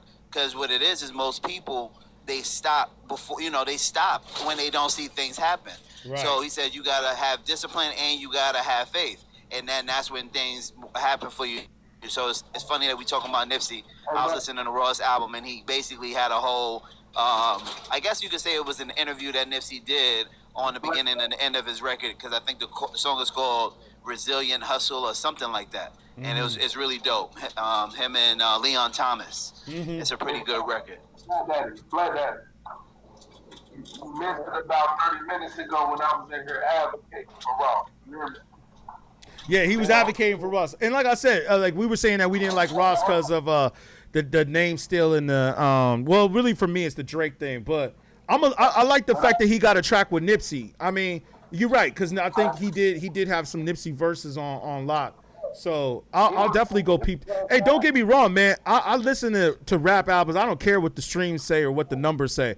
If it's some good music, I'm gonna go listen. And I told you that new Ross fire. But look, somebody in the comments said rappers and MCs are like apples and oranges. Who can spit ultra nice is what's up. And I want to agree to that, because when you was talking about Kendrick, like, even though you might not say Good Kid, Mad City is a conscious album, but to somewhat it is, because throughout the interludes and all of that, you got them doing Bible scripture. Oh, you yeah. got what does dollar cost? Like, I'm talking about, like, when you talk about artists, and I'm talking about MCs, like, Kendrick is the definition of, like, I listen, I love Drake. Don't get me wrong. Same I here. Used to be the biggest Drake fan. You got to give props for props is due. Drake is a dope rapper. He's a dope rapper. That's another thing too. Hold on. Listen. Drake is a dope rapper, but not only Well, we got a little feedback. Flat Daddy or somebody. We got a little feedback in the background. Yeah, that's Flat Daddy. Yeah. Yeah, But you gotta just mute that. And by the way, I just want to say this real quick. With Good Kid, Mad City, I said it's like half and half. I didn't say it's not a conscious album. I just said it's like half and half. Especially compared to today's generation, yes, we would say it's a conscious album. If I compared it to the 90s, I'd say it's like, half. I put it right up there with Illmatic. Ooh, I mean, it's up there. It's definitely a great album. I don't. Wait, say that again? He said he put it up there with Illmatic. Nas. The difference between Good Kid, Mad City, and Illmatic is Illmatic was talking from a New York Bronx perspective. His mans was locked up. He was writing mostly to, if you really know Illmatic, he was mostly writing to his boy Cormega in jail with a lot of them songs. So you feel me? That was like a letter to my cat. You feel me? But in Good Kid, Mad City, he was telling you like this the story of a kid who could either go this way or this way. You feel me? Yeah. Good Kid, Mad City. That's why it's called Good Kid, Mad City, which Compton is. I mean, Compton ain't really as bad as it used to be, which is good. But South Central's still rough though. But I'll say, it's up there. It's definitely up there. But damn, man, there's so many albums. There's so many there's so many albums though that like I said earlier, Rakim Paid in Full. You know what I mean? Like if you're saying of all time. But Good Kid, Mad City, I would definitely say for show, Good Kid, Mad City could be in my top 20 for show, top 20. I don't know about top 10. I'd have to think about it. I don't care where it be on the chart. It got to be in that. It got to be in that top 20. Yeah, top 20, top 25 for sure. But top 20, 25. It got to be in that. I feel like that Good Kid, Mad City, he that Rakim Paid in Full, man. You see, because what I'm doing too is this though. I'm also looking at the time that it came out and the technology that was available at that time. You know what I'm saying? Like when Rakim and Eric B and Rakim, however you want to say it, when they did the album Paid in Full, they didn't have the same technology then. They didn't have the MPC 2000, which everybody's making beats on. You know what I'm saying? So like to be able to make those types of dope beats at that time period that still make them clap to this. That shit still bangs today. OG, Rakim ain't got no reincarnated. He ain't got no what? That reincarnated on that GNX to that Tupac sample. Oh yeah. It's funny you say that. I was just listening to the Outlaws earlier today, and I was just like, man, Tupac. That's why Kendrick had to do that, because Tupac came off on that track so hard, man. That's probably got to be one of Tupac's best verses. That's got to be one of Tupac's. So, I mean, it's like, again, Kendrick paid his homage on Reincarnate, but it's still, man, if I had to go back between those two songs, I still prefer, I would pick the Tupac version over the Kendrick one if I had to go, like, compare the two. DNX made a man come back and do 3 albums in one day. Oh, GNX is a classic out here. It's a classic. DNX made a man come back and do 3 albums in one day. Well, really, Iceman was the one that he addressed the beef on, though. Iceman. But The Mother was trash. the which one? The Mother 2 Drake albums after Iceman. Habibti was okay. It was okay, but that's like more for women though. So this is like the women like that one. Like he did an album for everybody. He didn't just do an album for one person. Like he got the Iceman for the people that want to hear the raps and the battle. Habibti is for the women, and the other one was like for the club. Iceman only got 5 hits on. I heard somebody else say that too. I like the Iceman album. I think he got some bangers on there. The beats, the production alone is pretty good. The raps are good. He took it back to mixtape Drake. I appreciated that he did that. He went back to his mixtape era. I felt it because I remember listening to Drake mixtapes like before Drake, again, before he was famous. I remember just hearing his mixtapes, and I feel like Iceman, he took it back to that mixtape, like So Far Gone. You know what I'm saying? Like he took it back to that feel, to that, like he even works with some of the same people that he did So Far Gone with on the Iceman. If you read the credits, like he got the same people on the Iceman that he did So Far Gone. So I was like, okay, I appreciate that. He took it back. But GNX, yeah, you're right. You right. GNX got a bunch of subliminal messages on there. Peekaboo. Woo. Man, if you really break down Peekaboo, all right. That whole song is talking about Drake being involved in homeboy, what's his name, X. That whole song Peekaboo is about that, man. You know what I'm saying? Like I said, we can't say too much on the stream, but you know that's why Kendrick is speaking in code words and I'm speaking in code words too. But I know what Peekaboo is about. You know what I'm saying? Yeah. You from the West Coast? Give me your 5 top West Coast. Oh, West Coast? I mean, yeah, Ice Cube. Ice Cube is definitely up there, like you said. I would probably. I mean, I would have to put Snoop up in there. You know what I'm saying? Even though I feel like he only got one classic album in my like a real solid classic. Like he got some other classic banging albums and classic songs. What album you talking about? Doggy Style, of course. Doggy Style, the first one. But so what about what's the album? Game Be Sold. I thought it was like I said, he got some other good albums, but I feel like Doggy Style is an album that I could listen to from beginning to end, no skips. Like just beginning to end, classics out the gate, and plus he got some like Gin and Juice. Come on, man, Gin and Juice. Like there's just so many songs on there that have. No. I mean, I don't know, man. I was outside at the party when Gin and Juice came out, so I don't know. Like maybe y'all wasn't outside yet. Was y'all outside when Gin and Juice dropped? That'll answer okay. Well, that answers the question. Like I said, that'll answer. Hold on. Nah. That'll answer the question. Yeah, you wasn't outside when the Chronic dropped. You wasn't outside when the Chronic dropped. It just mom and pops played that. Nah. You got to be at the party. Now you had to be dancing. You had to be dancing with some. You had to be at the party dancing with some females. If you wasn't at the party dancing with some females, then you ain't gonna know. You ain't gonna know. Now you know even when he's saying on the raps, man. And they ain't leaving till And they ain't leaving till 6 in the morning. Like y'all was babies. Y'all was babies. Look on your computer and look up the album Game Be Sold. And look at the tracks and tell me what song. I definitely will. I mean, I know all Snoop songs. I mean, my people's work with Snoop. My people's work with Snoop. One of his greatest albums. Yo, do this. Go to my what is it? What do I got those pictures of me and Snoop on? It's either on my Facebook or YouTube. I forgot, but yeah, I got pictures of me and Snoop chilling. I got pictures of us chilling, but I'm gonna look it up. Yeah, Game Be Sold. I like Paid the Cost to Be the Boss. I was saying that earlier, a little bit as like my favorite Snoop, my second.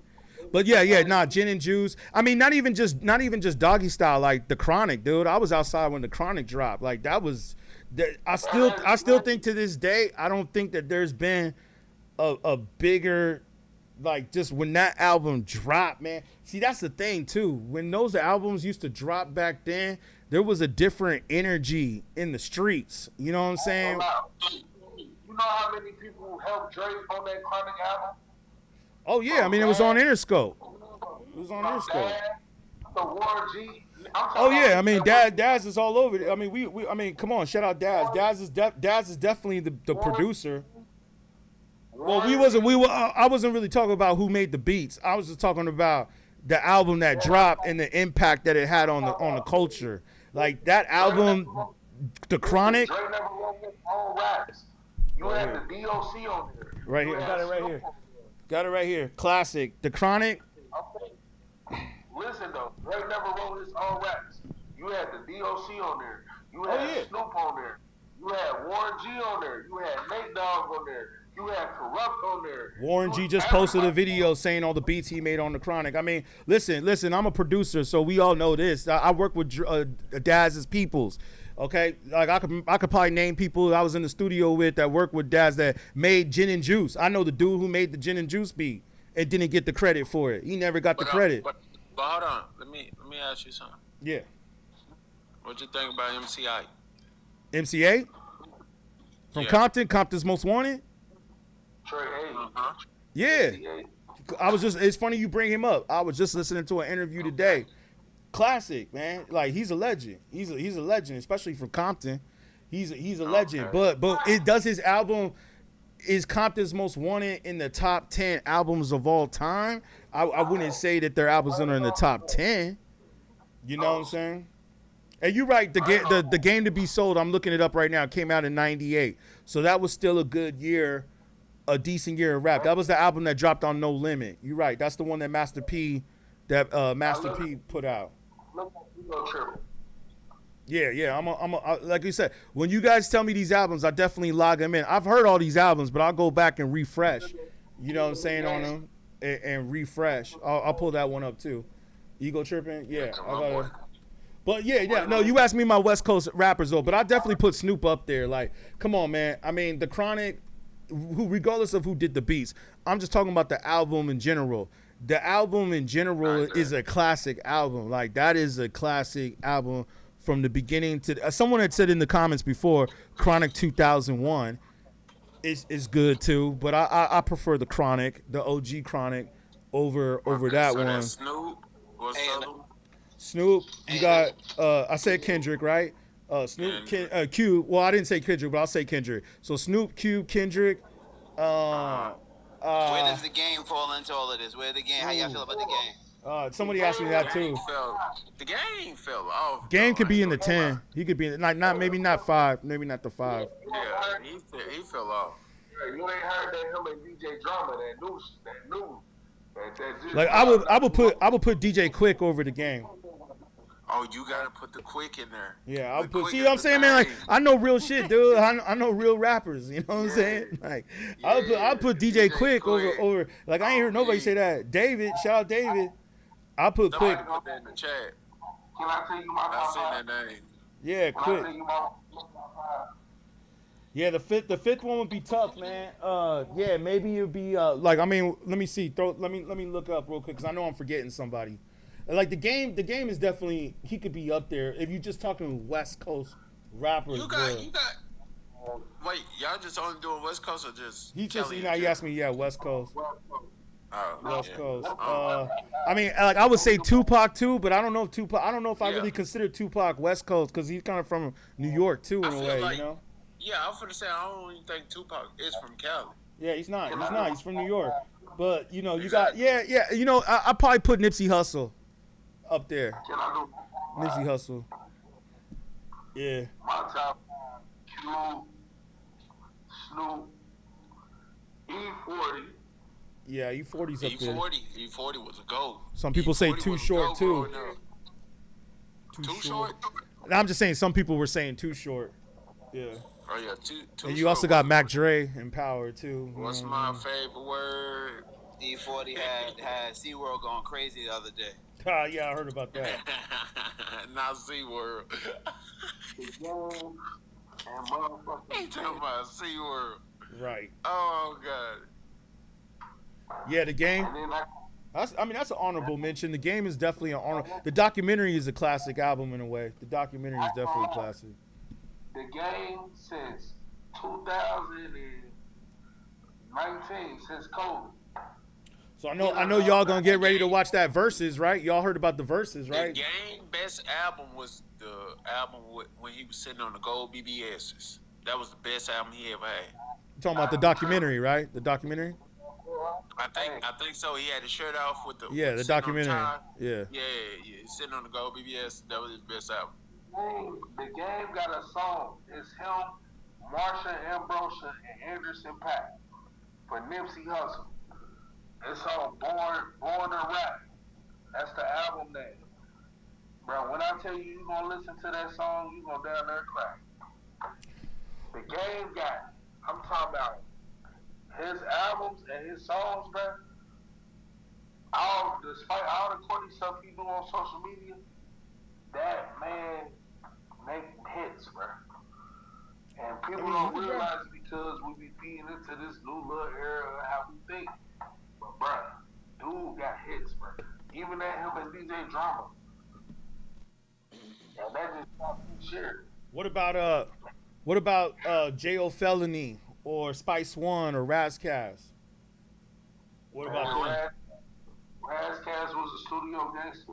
Spice One was a studio gangster. I don't know about that. I'd have to research that. I didn't hear Spice One was a studio gangster. Yeah, I don't know them. I know Spice One for sure. I mean, he's like early 90s. Spice One was dope though back in the days though, man. He had some albums. He had some albums though, but I never heard that Spice One was a studio gangster. I'm not denying it. I never heard if he was or if he wasn't, but I don't know, man. I don't know. Like I think there's a lot of people out there that did interviews about Spice One. I think they would have said that by now. Who is that? Spice One was from the Bay. He's a rapper from the Bay. He came out like early '90s, but he had some hits though. He had some hits. You know, he kind of fell off a little bit. But Spice One was like kind of like an underground cult classic dude. You know what I'm saying? He was kind of like, yeah. You should definitely look up Spice One though, if you ain't heard him. Like he had some shit. He has some dope tracks. I forgot where he's from. He's from somewhere in the Bay. He's from the Bay. Who touching Wayne though? Oh man. Touching who? Touching Wayne.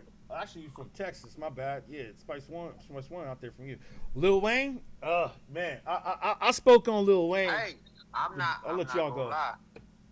I'm not gonna lie. YB is. Well, YB is definitely influenced from Lil Wayne. That's for sure. Yeah, Jazzy Moto said Too Short. Yeah, the game. And they from the same. They from the same parts. Well, they on the other side, but YB for sure is. He's next level in Louisiana. Ain't nobody else. Oh, you said Micah 9. They don't even know who Micah 9 is on the chat. You must be from LA. Somebody said Micah 9. They don't know. I bet you $20 y'all don't know who Micah 9 is. Yeah, I don't know. Exactly. That's too underground. I know Micah 9. Shout out Freestyle, because I listen to all hip hop. Freestyle Fellowship. Shout out.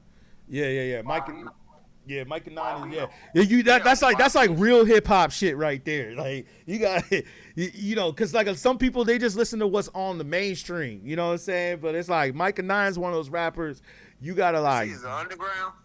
Yeah, like, but they got some hits, man. I mean, the first album, Freestyle Fellowship, was kind of a classic. That Cali shit, because I like yeah, that's like real hip hop shit right there. Group. Yeah. Man, you don't rap. Yeah, I be jamming him. Like I like Cali little flow. I like the way like YG and them. I like the way I like Cali flow. Right. But right. I don't know no underground rap. Yeah. I mean, they wasn't. They got some BET play back in the days. They was on Rap City. They from LA. They didn't really get like super famous, but they kind of did their thing. Like they got their video. I forgot the name of the song that blew up. Well, their album was Peace Riots or something like that. But it's definitely old school. They came out like in '91. So when they was rapping and they got a deal, I think they got a deal with Island. It's Def Jam now, but back then it was Island Records. When they got their deal, it was a big deal because they was like the first rappers to like come out of LA underground that got like a record deal. So it was like, because rappers weren't really getting record deals back then. You know what I'm saying? So it was just like, that's why they're kind of legend. They're legendary, especially from LA, because yeah, cats weren't really getting signed back then. You know what I'm saying? Like you was a rapper. They didn't look at rap as what's it called, as a profitable business back then. Like, to go back to what Flat Daddy was saying, and that's my point of why I gotta give Eric B and Rakim so much respect, because when they was doing rap, it wasn't popular. You know what I'm saying? And it wasn't the mainstream yet, and it still holds up today. So I think like that's what I'm also looking at when I look at the best albums of all time. I'm not, because like Good Kid, Mad City, I feel is one of the best rap albums, but rap was already mainstream when Good Kid, Mad City dropped. You know what I'm saying? So we gotta talk about Lupe Fiasco, Food and Liquor, man. Oh yeah. Lupe Fiasco definitely. Fiasco. He's been one that's been getting a lot of the conversations going lately, Lupe man. Fiasco was really and the Cool's dope too. You know what I'm saying? Yeah, Lupe is definitely a dope person. The Cool was amazing. That storytelling on that record, the beat, man, that was amazing. That was the record and the album. I like that he did that too. He went and did the record and then turned the record into a whole album. Yeah. Like that was the dude, man. I mean, and his lyricism is so top tier. There's not many people that you can put above him as far as lyrics for sure. I agree with that. Oh, Take 9 is dope. He's got classics too. Kick Push is a classic. Superstar. The whole Slaughterhouse. Yeah, they got it. The whole slaughterhouse. 100%. Tech Nine. Yeah. I want Let's to put a good ass game together with them.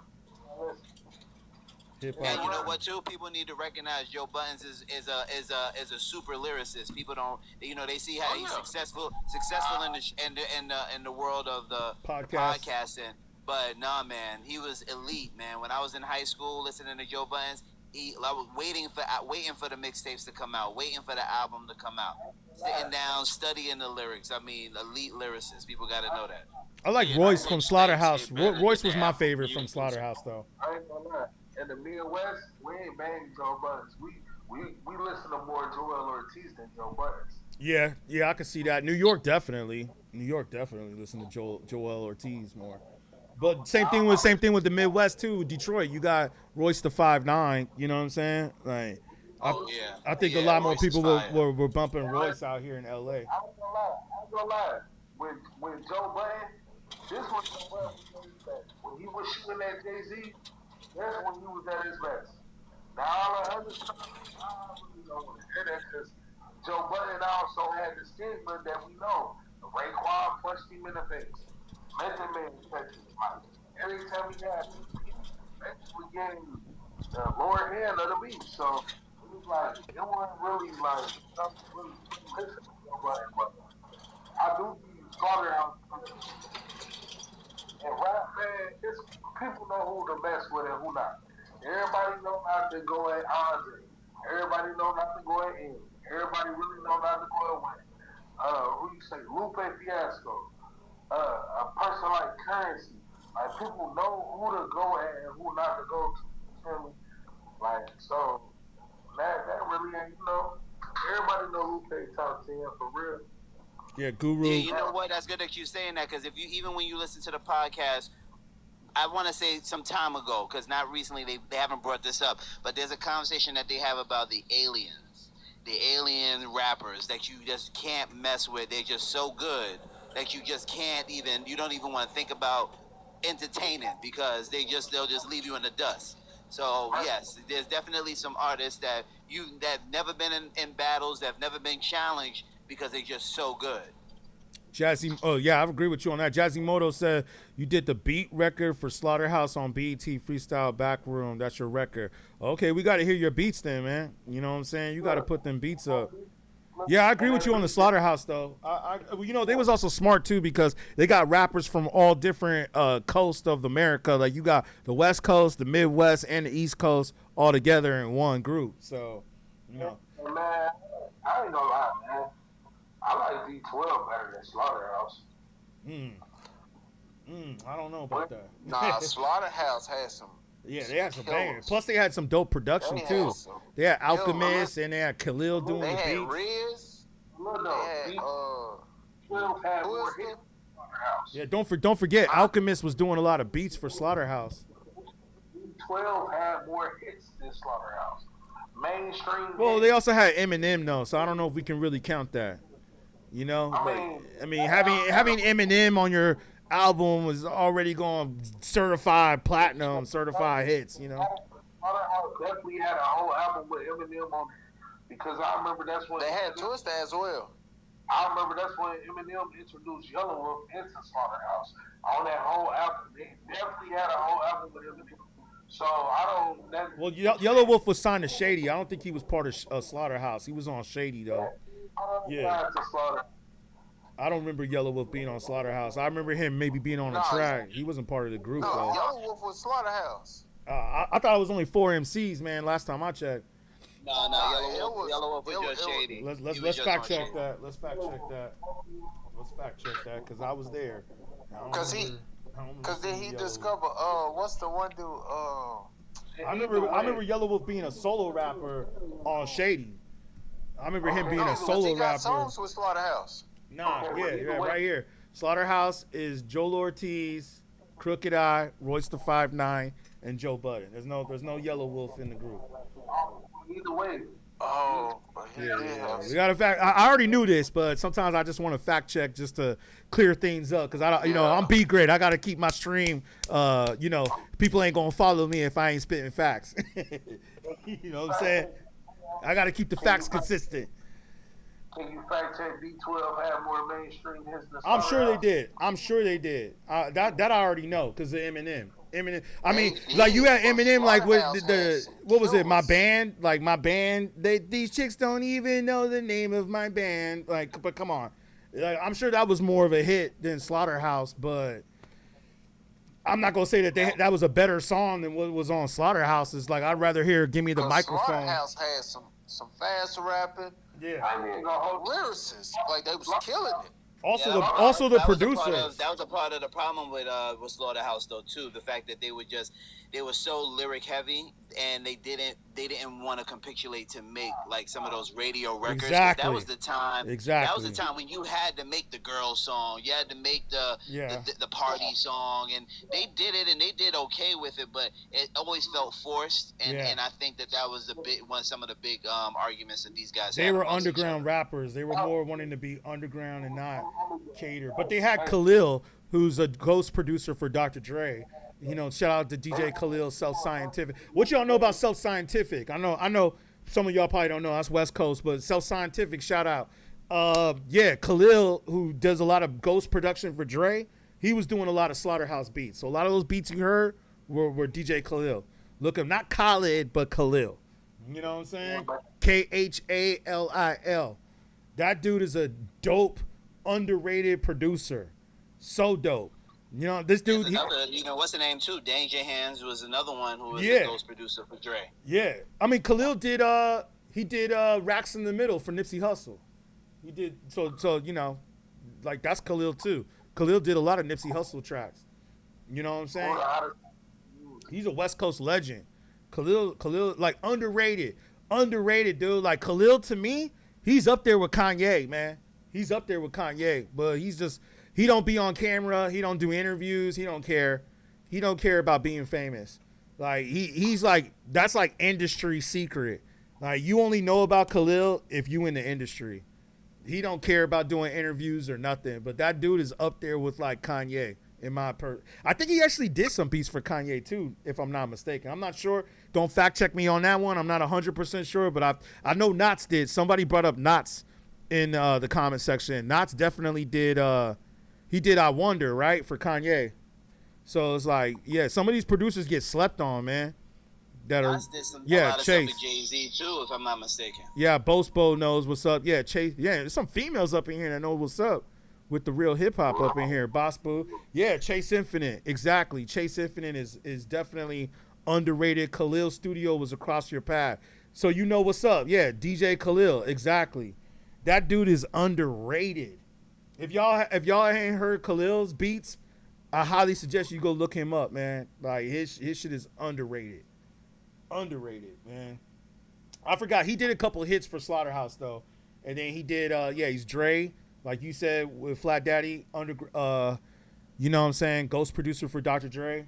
I think he did a lot of beats on the Chronic 2001 that he didn't really like get credit for. Same thing with Daz, like we were saying earlier with Daz. You know, like Dre, come on, man. Dre is notorious for taking. Well, I mean, it's not that he's stealing. I knew cats that were signed to Aftermath production team, and like that was my goal too, coming up, getting signed to Aftermath. Alchemist is an Aftermath producer.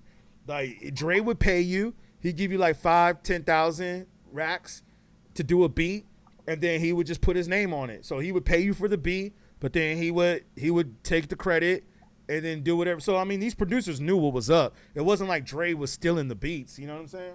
They would just make the beats, pay them the fee, and then he would put his name. He was good about like learning, like doing it, like doing the business. Yeah. In regards to like even with having like writers' rooms, you know, Drake was known for like speaking about like writing for Dre, him and 40 going to LA and trying to write stuff for him, and like it's just a thing that Dre has done, where he's like the business side of it, the writer, the songwriter side of it, like really, and the producing side of it, really like having the business end of that and facilitating other artists and their skills and like really, like spreading that out. So his business, Aftermath and Interscope, the business end of it was like really like solidified. Exactly. They was about selling records, and they didn't care however they was gonna do it. They was gonna do it whichever way they had to do it. You know what I'm saying? Like Jimmy Iovine been around since the whole Tupac era. You know what I mean? Me Against the World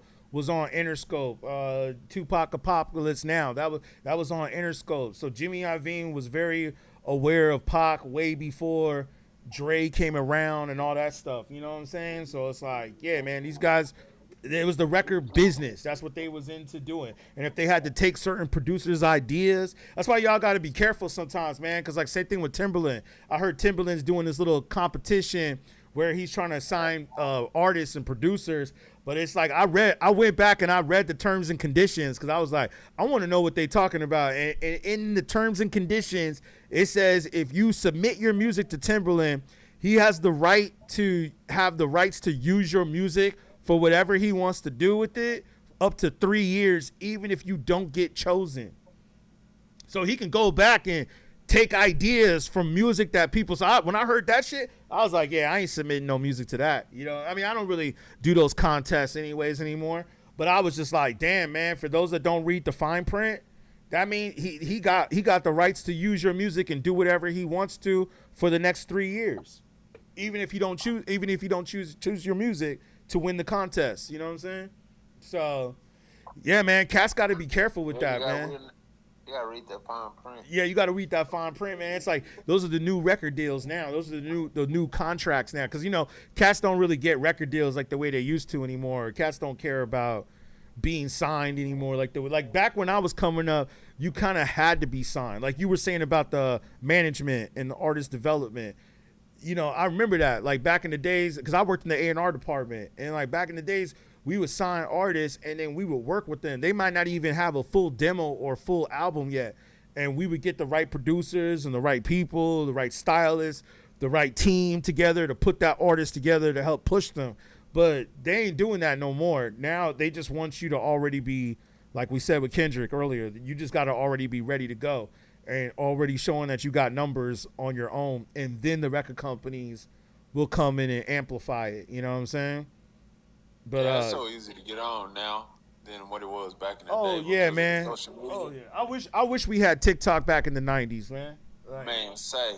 I wish that, man. Like I was like, man, if I had TikTok back in the 90s, oh dude, I'd probably be a multimillionaire already. You know what I'm saying? I'd be a multimillionaire already, man. Like now I gotta like pay bills and stuff. I got kids and stuff. It's different now, you know what I'm saying? But it's like, man, back when I didn't have kids or back in the 90s, it's just like, man, if we had TikTok back then, I mean, now I feel like it's good for us to do these talks, though, because hip-hop is so much at a different state now than it was then. Like, it was still brand new back then. But, yeah, man, you're right. I think it's like it's easier. Well, this is the thing. I think like we've gotten rid of the gatekeepers. That's what it is. There's not that many gatekeepers now. You know what I'm saying? Boss Blue says, do I remember K-Bone or K-Born?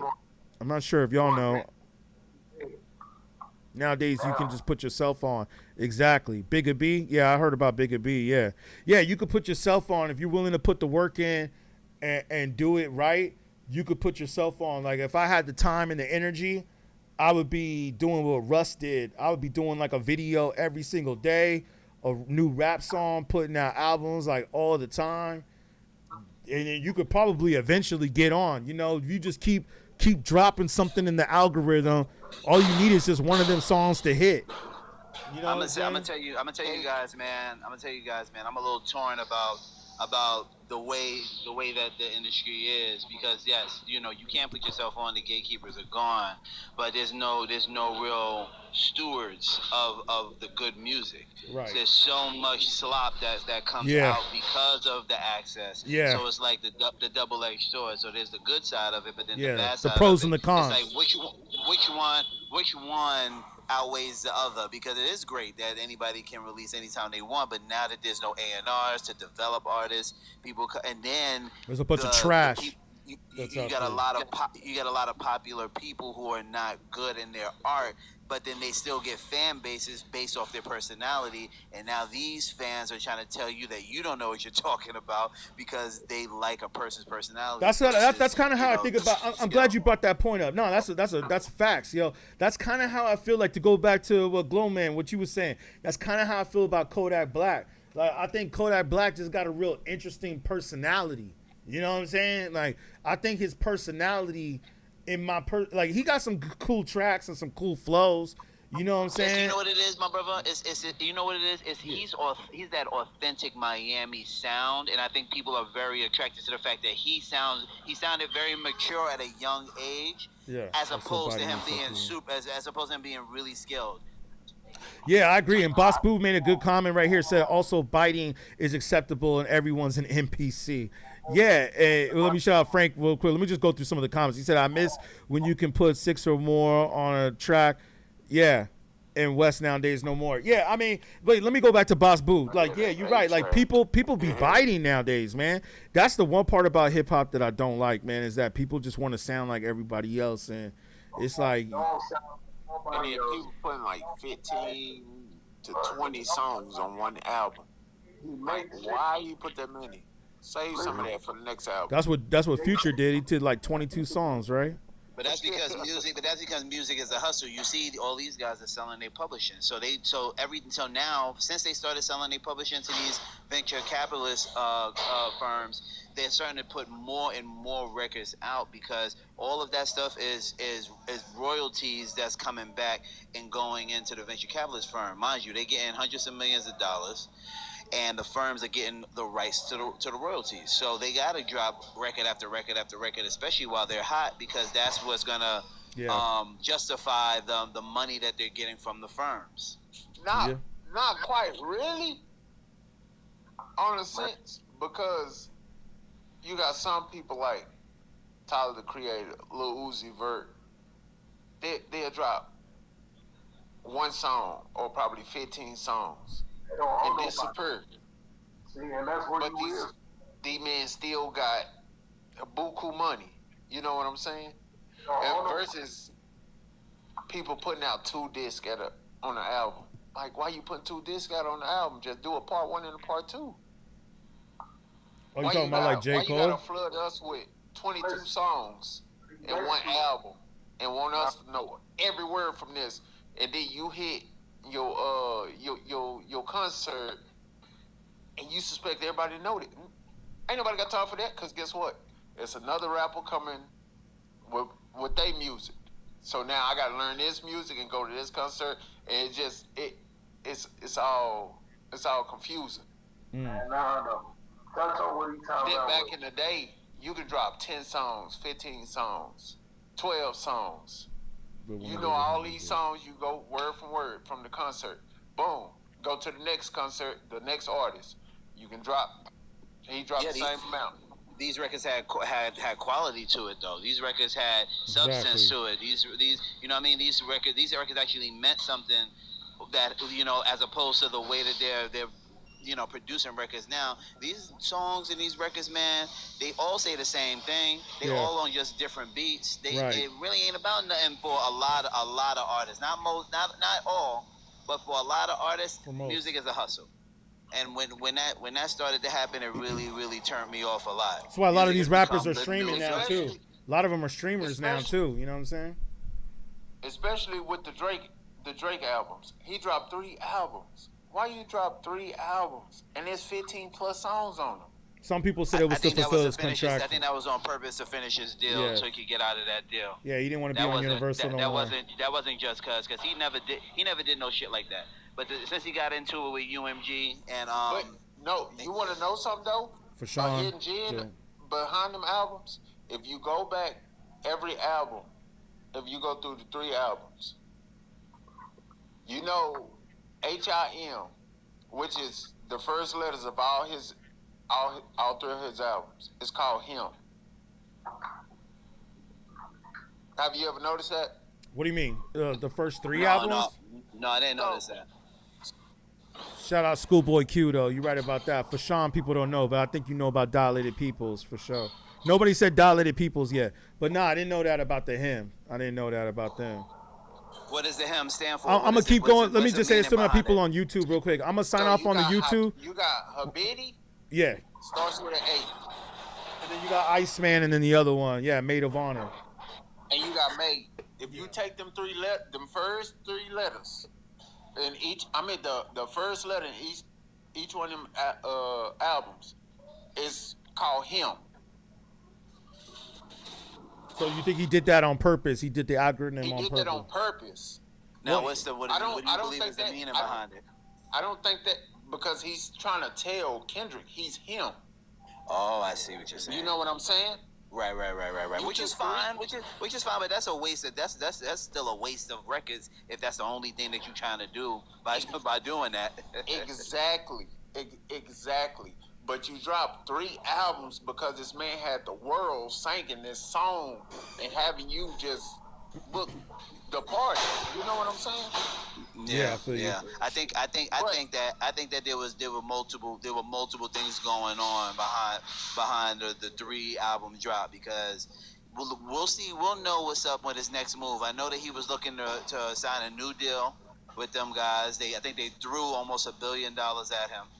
So there's a lot that's moving around on the OVO and the side and the Drake side on the business end. So I think the next project we'll know what's up. I agree with you on that. I agree. But you want to know something? We're not going to get the next project for I don't know how long. He probably about to disappear like Playboy Cardi Yeah, Kendrick is about to drop something next. I mean, he already did today. That's kind of what we were talking about. And but I agree with you on that. Wait, let me just shout out Bospo. You said you used to work at MCA Records, all right, and ran all the hip hop R&B artist sites. All right, I got to talk to you then. You got to hook us up with some interviews. But yeah, go ahead. I just wanted to shout them out real quick. That was in the comment section. YB is overrated. Shout out Evan. Absol overrated. Ooh. But yeah, I feel like it was three personalities in the album. Yeah, but definitely. Also this man is so creative. Also, he hit that him in that. Yeah, I mean he got a song where he talking about he's him. I thought I was the only one that caught on to it until I looked on TikTok and I seen a lot of people was like, "Oh, well, this album, if you take this letter and this letter and this letter from this album, it pronounces him." And I'm like, "Okay, I'm not the only one. I thought I was stupid."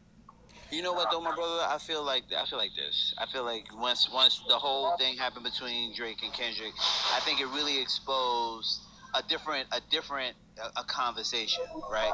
And I think that his insecurities is what's pushing him to do things like that because he's kind of been exposed about his authenticity when it comes to the culture and who he is as a person. So I think that is cool for the people who like it, but I don't know if it's moving the needle much for him and in regards to who he is as a person authentically. You know what I mean? So Iceman was decent though. I'll say that. Why would you aim for Kendrick? This man is a lyricist. That's like going out to J. Cole. That man is a lyricist. I think they were sneak dissing. They were sneak dissing each other for a minute, and it just needed to be. But you know what they say. They say the pride. But it was all about the LeBron James shit. But you know what they say, pride always comes before the fall. So when you think you're the shit and nobody's bigger than you in your mind, that's when you get taken out. You know what I mean? He was too prideful. He thought, because he was like the most successful artist. Some people get that they're twisted with best. Most successful is not the same as best. Yeah, but I really think my thing is you're going against lyricists though. Like Drake is good. Don't get me wrong. Drake is good. That I grew up on Drake. You know what I'm saying? But you not like this man. This man. I think he was being a little cocky though. He was being a little cocky because don't forget he also went after Pusha T. And then also you got social media. Yeah. You got social media. You got humans like us in the comments. You let this man do this. Then they get in your head and you like, okay, let me get in this booth. I'm for the. No, you cannot. Pusha T ate him up. Yeah, he didn't want none with Pusha T. He went after Pusha T and he saw that was a mistake. Pusha T battled him so hard he turned him into a father. You know what I'm saying? Like, it's you just went like after Chris Brown. Wait, you went after somebody. You went somebody in your field, but also you went after Chris Brown. Yeah, I mean, well, he probably got cocky after the whole Meek Mill thing. You know, after he beat Meek Mill with the whatever back to back. He probably thought he could take out Kendrick and all them because he's the bigger artist. But Kendrick, like he didn't study Kendrick. I mean, like that's just the other thing about being from LA, man. LA, us out here, like we're very competitive. Like we're very, very competitive. You can go look this up. This is on my YouTube channel. Like I said this on TMZ back when the battle happened. That you know what I mean. Shout out to Harvey for having me on TMZ. It's like, yo, I called it then. I said Drake won this battle. And they were trying to say like, oh, well, I don't know. And Academics came on TMZ and he was like, nah, I think it's still this and that. This is like right when Kendrick just dropped Not Like Us. I was like, yo, man, this battle is a wrap, dude. I called that on TV. And the point I'm trying to say, though, is that I already knew Kendrick wasn't going to lose that battle because I know how LA people are, man. Us out here, we are very competitive. Like, LA is really in that field, like. Yeah, man, we be battling out here all the time, man. Plus, it's like a gang culture. You know what I'm saying? It's like we ain't playing like, man, nah, Compton, come on, man. Like you going after, it's not even just the fact that it's Kendrick as a lyricist. It's just the city of Compton is like every you got to battle just to get through that city. You know what I'm saying? And and even on top of that, this man made that They Not Like Us. You brought Crips and Bloods together to be in a video together and tie motherfucking flags. Which is what Nipsey was doing before he went out. Nobody did that since. Well, Nipsey kind of did. Nipsey was doing it. He carried Nipsey's torch.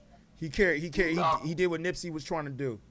You know what I'm saying? Nipsey was out here trying to bring the Bloods and Crips together too. You know what I mean? He was trying to do it. Hey, well, let me just say this real quick. Hold on. Let me just say this shout out real quick to YouTube. Hey, because I'm gonna keep on with TikTok. But I just want to let you know, those of you that are on YouTube, because I'm also streaming on YouTube as well, jump over to TikTok. I'm going to be on TikTok for a few more minutes, but I'm going to jump off on the YouTube because I know we've been going for a minute here. But come over to beatGrade on TikTok. It's everywhere. beatGrade all around. And those of you on TikTok, too, you go hit me up on YouTube as well. beatGrade, but it's all around. beatGrade, YouTube, Facebook, Twitter, all that. But come over to TikTok. I'm going to keep the stream going on TikTok. But on YouTube, I'm going to sign out. All right, y'all go ahead. I just need to sign out because, I want to save my data. You know what I mean?